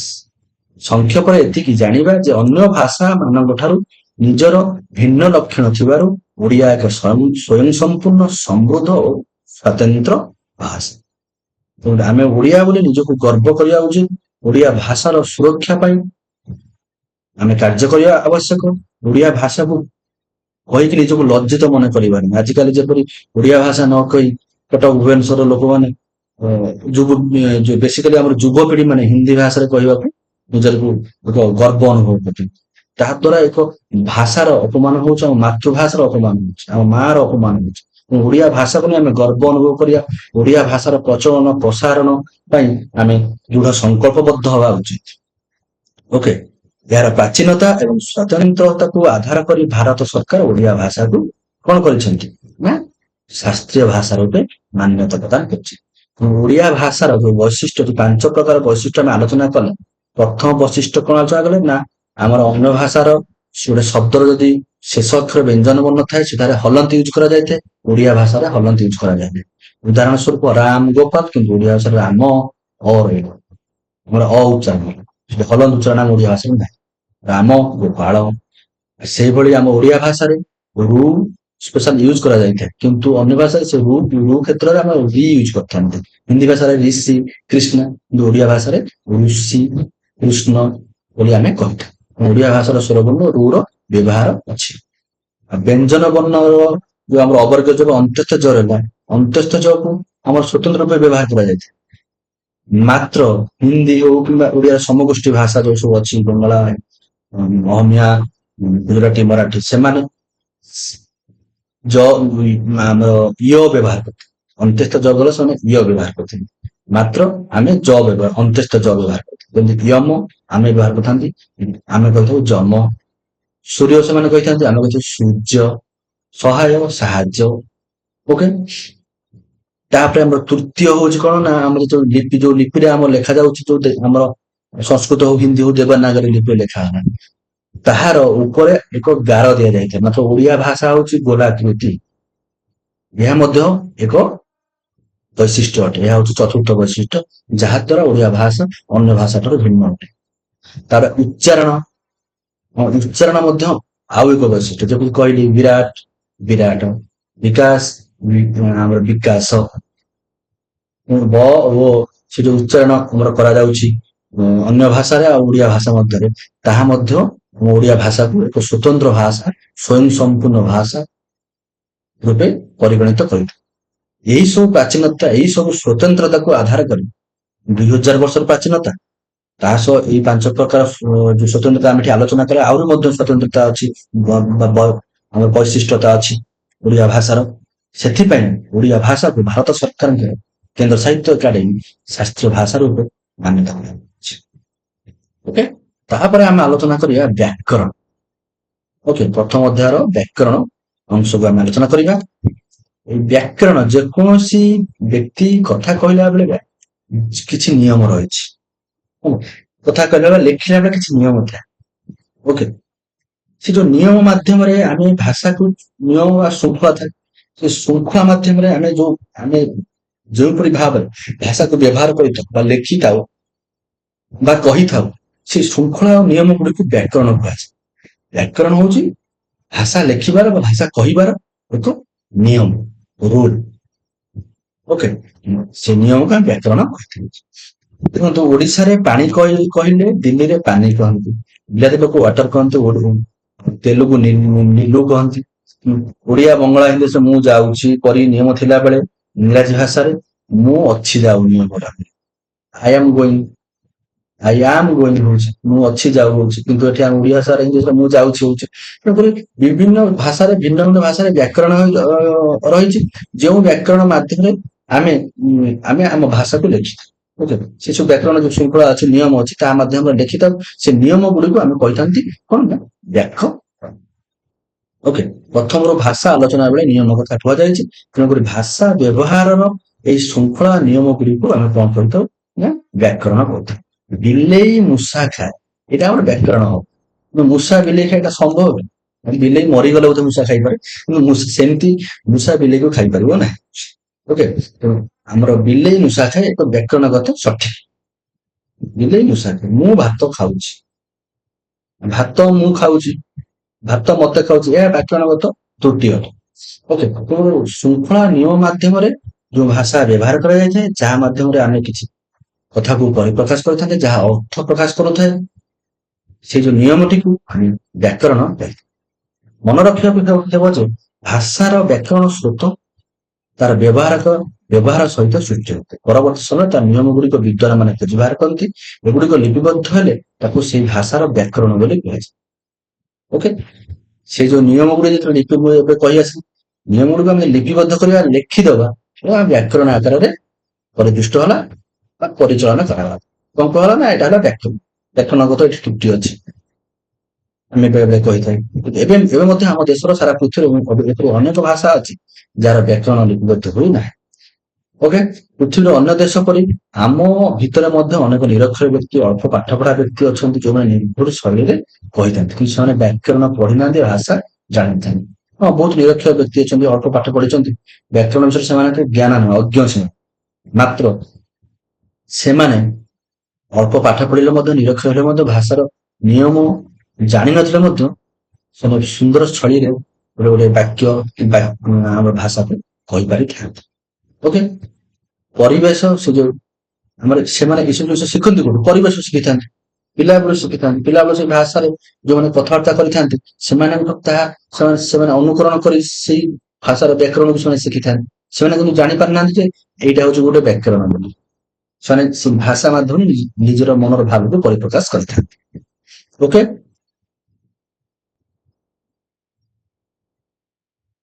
ଏଥିରୁ କଣ ଜାଣିଲେ ନା, ଏଥିରୁ ଆମେ ଜାଣିଲେ ସବୁ ଭାଷାର ନିଜସ୍ୱ ନିୟମ ଅଛି, ଯୋଉ ତାହା ହିଁ ହଉଛି ସେଇ ଭାଷାର ନିୟମ। ଆମ ଭାଷାର ନିୟମ ଇଂରାଜୀ ଭାଷାରେ ଲାଗୁ ହୋଇପାରିବ ନାହିଁ। ମୁଁ ଖାଉଛି, ମୁଁ ଖାଉଛି, ଆଇ ଆମ୍ ଇଟିଂ। ତାଙ୍କର ହଉଛି କଣ? ମୁଁ ଅଛି ଖାଉଛି, ମୁଁ ଅଛି ଖାଏ। ସେମିତି ହଉଛି। ତେଣୁକରି ଇଂରାଜୀ ଭାଷାର ବ୍ୟାକରଣ ମଧ୍ୟ ଅଲଗା, ଆମ ଭାଷାର ମଧ୍ୟ ବ୍ୟାକରଣ ଅଲଗା। ସବୁ ଭାଷାର ନିଜସ୍ୱ ନିୟମ ଅଛି, ତାହା ହିଁ ହଉଛି ଭାଷାର ବ୍ୟାକରଣ। ଯେକୌଣସି ଭାଷା ଶିଖିବା, କହିବା ବେଳେ ସ୍ୱତଃ ସେଇ ଭାଷାର ବ୍ୟାକରଣ ଶିଖାଯାଉ। ଯେକୌଣସି ଭାଷା ଯେତେବେଳେ ପିଲାବେଳୁ ଶିଖିଥାନ୍ତି, କହିଥାନ୍ତି, ସ୍ୱତଃ ମାନେ ଆପେ ଆପେ ଆମେ ସେଇ ଭାଷାର ବ୍ୟାକରଣଟି ମଧ୍ୟ ଶିଖି ଯାଇଥାନ୍ତି। ଆମେ ଜାଣିନଥାନ୍ତି କିନ୍ତୁ ଆମେ ଶିଖି ଯାଇଥାନ୍ତି ଯେ ସେଇ ଭାଷାର ବ୍ୟାକରଣ ମଧ୍ୟ ଶିଖି ଯାଇଥାନ୍ତି। ଓକେ, ଲୋକମୁଖରେ ବ୍ୟବହୃତ ହେଉଥିବା ଭାଷାର ନିୟମକୁ ଶୃଙ୍ଖଳିତ ଭାବରେ ଅନୁଧ୍ୟାନ କରି ଲିପିବଦ୍ଧ କଲେ ତାହାକୁ ବ୍ୟାକରଣ ଗ୍ରନ୍ଥ କୁହାଯାଏ। ବ୍ୟାକରଣ ଗ୍ରନ୍ଥ କାହାକୁ କୁହାଯାଏ? ନା ଲୋକମୁଖରେ ବ୍ୟବହାର କରାଯାଉଥିବା ଭାଷାକୁ, ତାର ନିୟମକୁ ଶୃଙ୍ଖଳିତ ଭାବରେ ଅନୁଧ୍ୟାନ କରିବା, ଅନୁସନ୍ଧାନ କରିବା, ତାହାପରେ ସେ ଭାଷାର ନିୟମକୁ ଆମେ ଲିପିବଦ୍ଧ କରିବା, ଲିପି ଆକାରରେ ପରିପ୍ରକାଶ, ପୁସ୍ତକ ଆକାରରେ ପରିପ୍ରକାଶ ବା ଲିପିବଦ୍ଧ କରିବା, ତାହାକୁ ଆମେ କହିବା ବ୍ୟାକରଣ ଗ୍ରନ୍ଥ। ଏହି ଅଧ୍ୟୟନ ଦ୍ଵାରା ଭାଷାର ଶୁଦ୍ଧ ବ୍ୟବହାର ପାଇଁ ଦକ୍ଷତା ବୃଦ୍ଧି। ବ୍ୟାକରଣ ଜାଣିଲେ ଆମେ ଯେକୌଣସି ଭାଷାର ବ୍ୟାକରଣ ଜାଣିବା, ସେଇ ଭାଷାର ଶୁଦ୍ଧ ବ୍ୟବହାର, ସେ ଭାଷାର ବ୍ୟବହାରରେ ବ୍ୟାକରଣ ଆମକୁ ବହୁତ ସାହାଯ୍ୟ କରିଥାଏ। ଓକେ, ପୂର୍ବରୁ ଆଲୋଚନା କରାଯାଇଛି ଯେ କଣ ଆଲୋଚନା କରାଯାଏ? ବ୍ୟାକରଣ ନ ପଢି ଭାଷା ଶିଖି ହବ। ହଁ, ଆମର ଛୋଟ ଶିଶୁଟିଏ ସେ କଣ ବ୍ୟାକରଣ ପଢିଥାଏ? ଯିଏ ଅଶିକ୍ଷିତ ଲୋକ, ନିରକ୍ଷର ଲୋକ, ସେ କଣ ଆମର ବ୍ୟାକରଣ ପଢିଥାନ୍ତି? ମାତ୍ର ସେ ଏକ ଶବ୍ଦ ବା ଏକ ବାକ୍ୟକୁ, ଏକ ଭାଷାକୁ ସଠିକ ରୂପେ କହିପାରନ୍ତି, ବ୍ୟାକରଣଗତ ତ୍ରୁଟି ନଥାଏ। ତେଣୁ ଏହା ହେଉଛି ଆମର ଏକ ସାଧାରଣ ଚଳଣି ପାଇଁ ଯଥେଷ୍ଟ ହୋଇପାରେ। ବ୍ୟାକରଣ ନ ପଢି ଯୋଉ ଭାଷା ଶିକ୍ଷା ଯାଇଥାଏ, ତାହା ସାଧାରଣ ଚଳଣି ପାଇଁ ଯଥେଷ୍ଟ ଥାଏ। ମାତ୍ର ଜ୍ଞାନ ବିଜ୍ଞାନର ପ୍ରସାର, ସଂସ୍କୃତି ସଭ୍ୟତାର ବିକାଶ ପାଇଁ ବ୍ୟାକରଣ ପଢିବା ନିହାତି ଜରୁରୀ। ଓକେ, ଗୋଟିଏ ଭାଷାର ବ୍ୟାକରଣ ଜାଣିଲେ ସେ ଭାଷାର ଶବ୍ଦ ଶକ୍ତି, ଓକେ, ଆମର ଯୋଉ ନୀତି ନିୟମ ମାନିକି ଯୋଉ ଭାଷାକୁ ପରିପ୍ରକାଶ କରାଯାଇଥାଏ ତାହାକୁ ଆମେ ବ୍ୟାକରଣ କହିଥାନ୍ତୁ। ଭାଷାର ବ୍ୟାକରଣ ଜାଣିଲେ ସେ ଭାଷାର ଶବ୍ଦ ଶକ୍ତି, ଅର୍ଥ ଶକ୍ତି ପ୍ରକାଶ କରିବାର କ୍ଷମତା ବୁଝିବେ। ଫଳରେ ଶବ୍ଦ ଗଠନ, ନୂତନ ଶବ୍ଦ ଆହରଣ, ବାକ୍ୟ ପ୍ରୟୋଗର ଶୈଳୀ ଆଦି ଜାଣିବା ପାଇଁ ସୁବିଧା ହୋଇଥାଏ ବା ବୁଝିବା ପାଇଁ, ଅନ୍ୟକୁ ବୁଝିବା ପାଇଁ ମଧ୍ୟ ସୁବିଧା ହୁଏ। ନିଜ ଭାଷାର ବ୍ୟାକରଣ ବୁଝିପାରୁଥିବା ବ୍ୟକ୍ତି ଅନ୍ୟ ଭାଷାର ବ୍ୟାକରଣରେ ଥିବା ସାମ୍ୟ ଓ ବିଷମତାକୁ ସହଜରେ ବୁଝିପାରିଥାଏ। ଯଦି ଆମେ ଆମ ଭାଷାର ବ୍ୟାକରଣକୁ ବୁଝିପାରିବା, ତେବେ କଣ କରିବା ନା ଅନ୍ୟ ଭାଷାର ବ୍ୟାକରଣ ମଧ୍ୟ ବୁଝିପାରିବା। ଯେମିତି ମୁଁ କହିଲି, ମୁଁ ଖାଉଛି, ଆଇ ଆମ୍ ଇଟିଂ। ଏଠାରେ ମୁଁ କଣ, ଖାଉଛି କଣ, ଇଂରେଜ ଶବ୍ଦରେ ଆଇ ଆମ୍ ଇଟିଂ, ଏସବୁ କଣ ମଧ୍ୟ ଆମେ ଯିଏ ନିଜ ଭାଷାର ବ୍ୟାକରଣ ବୁଝିପାରୁଥିବ, ସେ ଇଂରାଜୀ ଭାଷାର ବ୍ୟାକରଣ ମଧ୍ୟ ବୁଝିପାରିବ ଯେ କଣ କଣ ୟୁଜ କରାଯାଉଛି। ଏହା ଆମ ପରବର୍ତ୍ତୀ କ୍ଲାସ ମାନଙ୍କରେ, ଉଚ୍ଚ କ୍ଲାସ ମାନଙ୍କରେ ପଢିବା। ଓକେ। ଫଳରେ ଅନ୍ୟ ଭାଷା ପଢିବା, ଶୁଣିବା, ବୁଝିବା ସହଜ ହେବ। ଓଡିଆ ବ୍ୟାକରଣ ପାଇଁ ବୁଝିବା ପାଇଁ ସଂସ୍କୃତ, ହିନ୍ଦୀ, ଇଂରାଜୀ, ରୁଷ, ଜର୍ମାନୀ, ଚୀନ ଭାଷାର ବ୍ୟାକରଣ ପଢିଲେ ମଧ୍ୟ ସହଜ ହୋଇଯିବ। ଏଇଟା ସଠିକ କଥା ଯେ ଆମେ ଯଦି ସଂସ୍କୃତ ଭାଷା ଏଇ ସବୁ ଭାଷାକୁ ଫଲୋ କରିବା, ତେବେ ଆମେ ତାଙ୍କୁ ମଧ୍ୟ ପଢିଲେ ତାଙ୍କ ଭାଷାର ବ୍ୟାକରଣ ପଢିଲେ ମଧ୍ୟ ଓଡିଆ ଭାଷା ବୁଝିବୁ। ସଂସ୍କୃତ ଭାଷାର ବ୍ୟାକରଣ ସହିତ ଓଡିଆ ଭାଷାର ବ୍ୟାକରଣ ପୁରା ସିମିଲାର ବା ପ୍ରାୟ ପାଖାପାଖି ସେମ୍ ହୋଇଥାଏ, ପାଖାପାଖି ମିଶି ଯାଇଥାଏ। କାରକ ବିଭକ୍ତି ହୁଅନ୍ତୁ, ଶବ୍ଦର ହୁଅନ୍ତୁ, ଏସବୁ ତାଙ୍କର ସମାସ ହୁଅନ୍ତୁ, ସଂସ୍କୃତ ସହିତ ଏସବୁ ଆମର ଓଡିଆ ବ୍ୟାକରଣର ମଧ୍ୟ ଏଇ ସବୁ କାରକ ବିଭକ୍ତି ସମାସ ଏସବୁ ପ୍ରାୟ ସିମିଲାର ହୋଇଥାଏ। ଓକେ। ବ୍ୟାକରଣ ନିୟମ ହେତୁ ଗୋଟିଏ ଭାଷାକୁ ସେହି ଅନୁସାରେ ଲେଖି ରଖିଲେ ଦୂର ଦେଶରେ ଥିବା ବ୍ୟକ୍ତି କିମ୍ବା ଶହ ଶହ ବର୍ଷ ପରେ ମଧ୍ୟ ନିୟମ ଜାଣିଥିବା ବ୍ୟକ୍ତି ସେ କଥାକୁ ବୁଝିପାରିବ ବା ବୁଝାଇପାରେ। ବ୍ୟାକରଣ ତେଣୁକରି କୌଣସି ଭାଷାର ବ୍ୟାକରଣ ବା ଆମେ ଓଡିଆ ଭାଷାର ଓଡିଆ ବ୍ୟାକରଣ ଜାଣିବା ନିହାତି ଆବଶ୍ୟକ। ଏହା ଦ୍ଵାରା କଣ କରାଯିବ, ମାନେ ଏହା ଦ୍ଵାରା କଣ କରାଯାଇଥିବ ନା ଆମର ଭାଷାର ଯୋଉ ସଠିକ ନିୟମ ଅନୁସାରେ ଯୋଉ ଲେଖାଗଲା ବ୍ୟାକରଣ ଯାହାକୁ ଆମେ କୁହାଗଲା, ତାହା ଦ୍ଵାରା କଣ ଆମେ ଆମ ଭାଷାର ସଂରକ୍ଷଣ କରିପାରିବା ବା ଶହ ଶହ ବର୍ଷ ପରେ ମଧ୍ୟ କୌଣସି ବ୍ୟକ୍ତି ଆସିଲେ ସେ ଭାଷାକୁ ବୁଝିପାରିବ, ସେ ଭାଷାକୁ କହିପାରିବ, ସେ ଭାଷା ମଧ୍ୟ ସେ ଲେଖିବ। ଓକେ। ଗୋଟିଏ ଭାଷା ଆମର ଗୋଟିଏ ଭାଷାର ବ୍ୟାକରଣ ଜାଣିଲେ ଅନ୍ୟ ଯେକୌଣସି ଭାଷାର ବ୍ୟାକରଣ ଥିବା ସୂତ୍ର ବା ବ୍ୟବହାର ବିଧି ଜାଣିବା ସହଜ ହେବ, ଅନ୍ୟ ଭାଷାକୁ ଶିଖିବା ମଧ୍ୟ ସହଜ ହେବ। ଏଠି ଯେନା କହିଲେ ସଂସ୍କୃତ, ହିନ୍ଦୀ, ଇଂରାଜୀ, ରୁଷ, ଜର୍ମାନୀ, ଚୀନ ଭାଷାର ବ୍ୟାକରଣ ପଢିଲେ ମଧ୍ୟ ଓଡିଆ ବ୍ୟାକରଣ ବୁଝିବା ସହଜ ହେଇଯିବ। ଭାଇସ୍ ବର୍ଷା, ଯିଏ ଓଡିଆ ବୁଝିଥିବ, ଓଡିଆ ବ୍ୟାକରଣ ବୁଝିଥିବ, ତାଙ୍କ ବ୍ୟାକରଣ ମଧ୍ୟ ବୁଝିବା ସହଜ ହେଇଯିବ। ଗୋଟିଏ ଭାଷାର ବ୍ୟାକରଣ ବୁଝିଲେ ଅନ୍ୟ ଭାଷା ଶିଖିବା ମଧ୍ୟ ସହଜ ହୋଇଥାଏ। ଓକେ। ତେଣୁକରି ଆମେ ଜାଣିଲେ କଣ ନା ଲୋକମୁଖରେ ବ୍ୟବହୃତ ହେଉଥିବା ଭାଷାର ନିୟମ, ଯୋଉ ଲୋକମୁଖରେ ଯୋଉ ଭାଷାର ନିୟମ ଯୋଉ ଆମର ଭାଷାର ନିୟମ ବ୍ୟବହାର କରାଯାଇଥାଏ, ଯୋଉ ଭାଷା ଦ୍ଵାରା ଆମେ ଆମର ମନର ଭାବକୁ ପ୍ରକାଶ କରିଥାନ୍ତି, ତାହା ଯେଉଁ ନିୟମ ମାଧ୍ୟମରେ ପ୍ରକାଶ କରାଯାଇଥାଏ ବା ଯୋଉ ନିୟମ ମାଧ୍ୟମରେ ଲେଖା ଯାଇଥାଏ, ତାହାକୁ ଅନୁସନ୍ଧାନ କରି ତାକୁ ଲିପିବଦ୍ଧ କଲେ ତାହାକୁ ଆମେ ବ୍ୟାକରଣ ଗ୍ରନ୍ଥ କହିଥାନ୍ତି, ତାକୁ ଆମେ ବ୍ୟାକରଣ କହିଥାଉ। ତେଣୁକରି କୌଣସି ଭାଷାର ବିକାଶ ପାଇଁ, କୌଣସି ଭାଷାର ସୁରକ୍ଷା ପାଇଁ ଆମେ ସେଇ ଭାଷାର ବ୍ୟାକରଣ ପଢିବା ନିହାତି ଜରୁରୀ। ବ୍ୟାକରଣ ଯୋଉ ଆମର ସେଇ ଭାଷାର ବ୍ୟାକରଣ ବିଷୟରେ ନିଜର ଫଣ୍ଡାମେଣ୍ଟାଲ କ୍ଲିୟର କରିବା ନିହାତି ଆବଶ୍ୟକ। ଭାଷାକୁ ନ ଜାଣିଲେ ସେ ଭାଷାର ଅକାଳ ମୃତ୍ୟୁ ଘଟିଥାଏ। ତେଣୁ ଭାଷାର ବ୍ୟାକରଣ ଦ୍ଵାରା ଆମେ ସେଇ ଭାଷାକୁ ଲେଖିପାରିବା, ସେଇ ଭାଷାକୁ ସଂରକ୍ଷଣ କରି ଭବିଷ୍ୟତ ପାଇଁ ଆମେ ରଖିପାରିବା। ସୋ ଆଶା ଆପଣମାନଙ୍କୁ ଏହି ଅଷ୍ଟମ ଶ୍ରେଣୀ ଓଡିଆ ବ୍ୟାକରଣର ପ୍ରଥମ ଅଧ୍ୟାୟ ଓଡିଆ ଭାଷା ପରିଚୟ ବହୁତ ଭଲ ଲାଗିଥିବ। ଯଦି ଆପଣଙ୍କୁ এই ଭିଡିଓଟି ଭଲ ଲାଗିଛି, ଦୟାକରି ମୋ ଚ୍ୟାନେଲକୁ ସବସ୍କ୍ରାଇବ କରିନଥିଲେ ସବସ୍କ୍ରାଇବ କରନ୍ତୁ, ଭିଡିଓକୁ ସେୟାର କରନ୍ତୁ, ଅନ୍ୟମାନଙ୍କ ପାଖରେ ମଧ୍ୟ ପହଞ୍ଚାନ୍ତୁ, ଲାଇକ୍ ଏବଂ କମେଣ୍ଟ ଦିଅନ୍ତୁ ଏବଂ କେମିତି ଲାଗିଲା। ବହୁତ ବହୁତ ଧନ୍ୟବାଦ। Thank you for watching this video.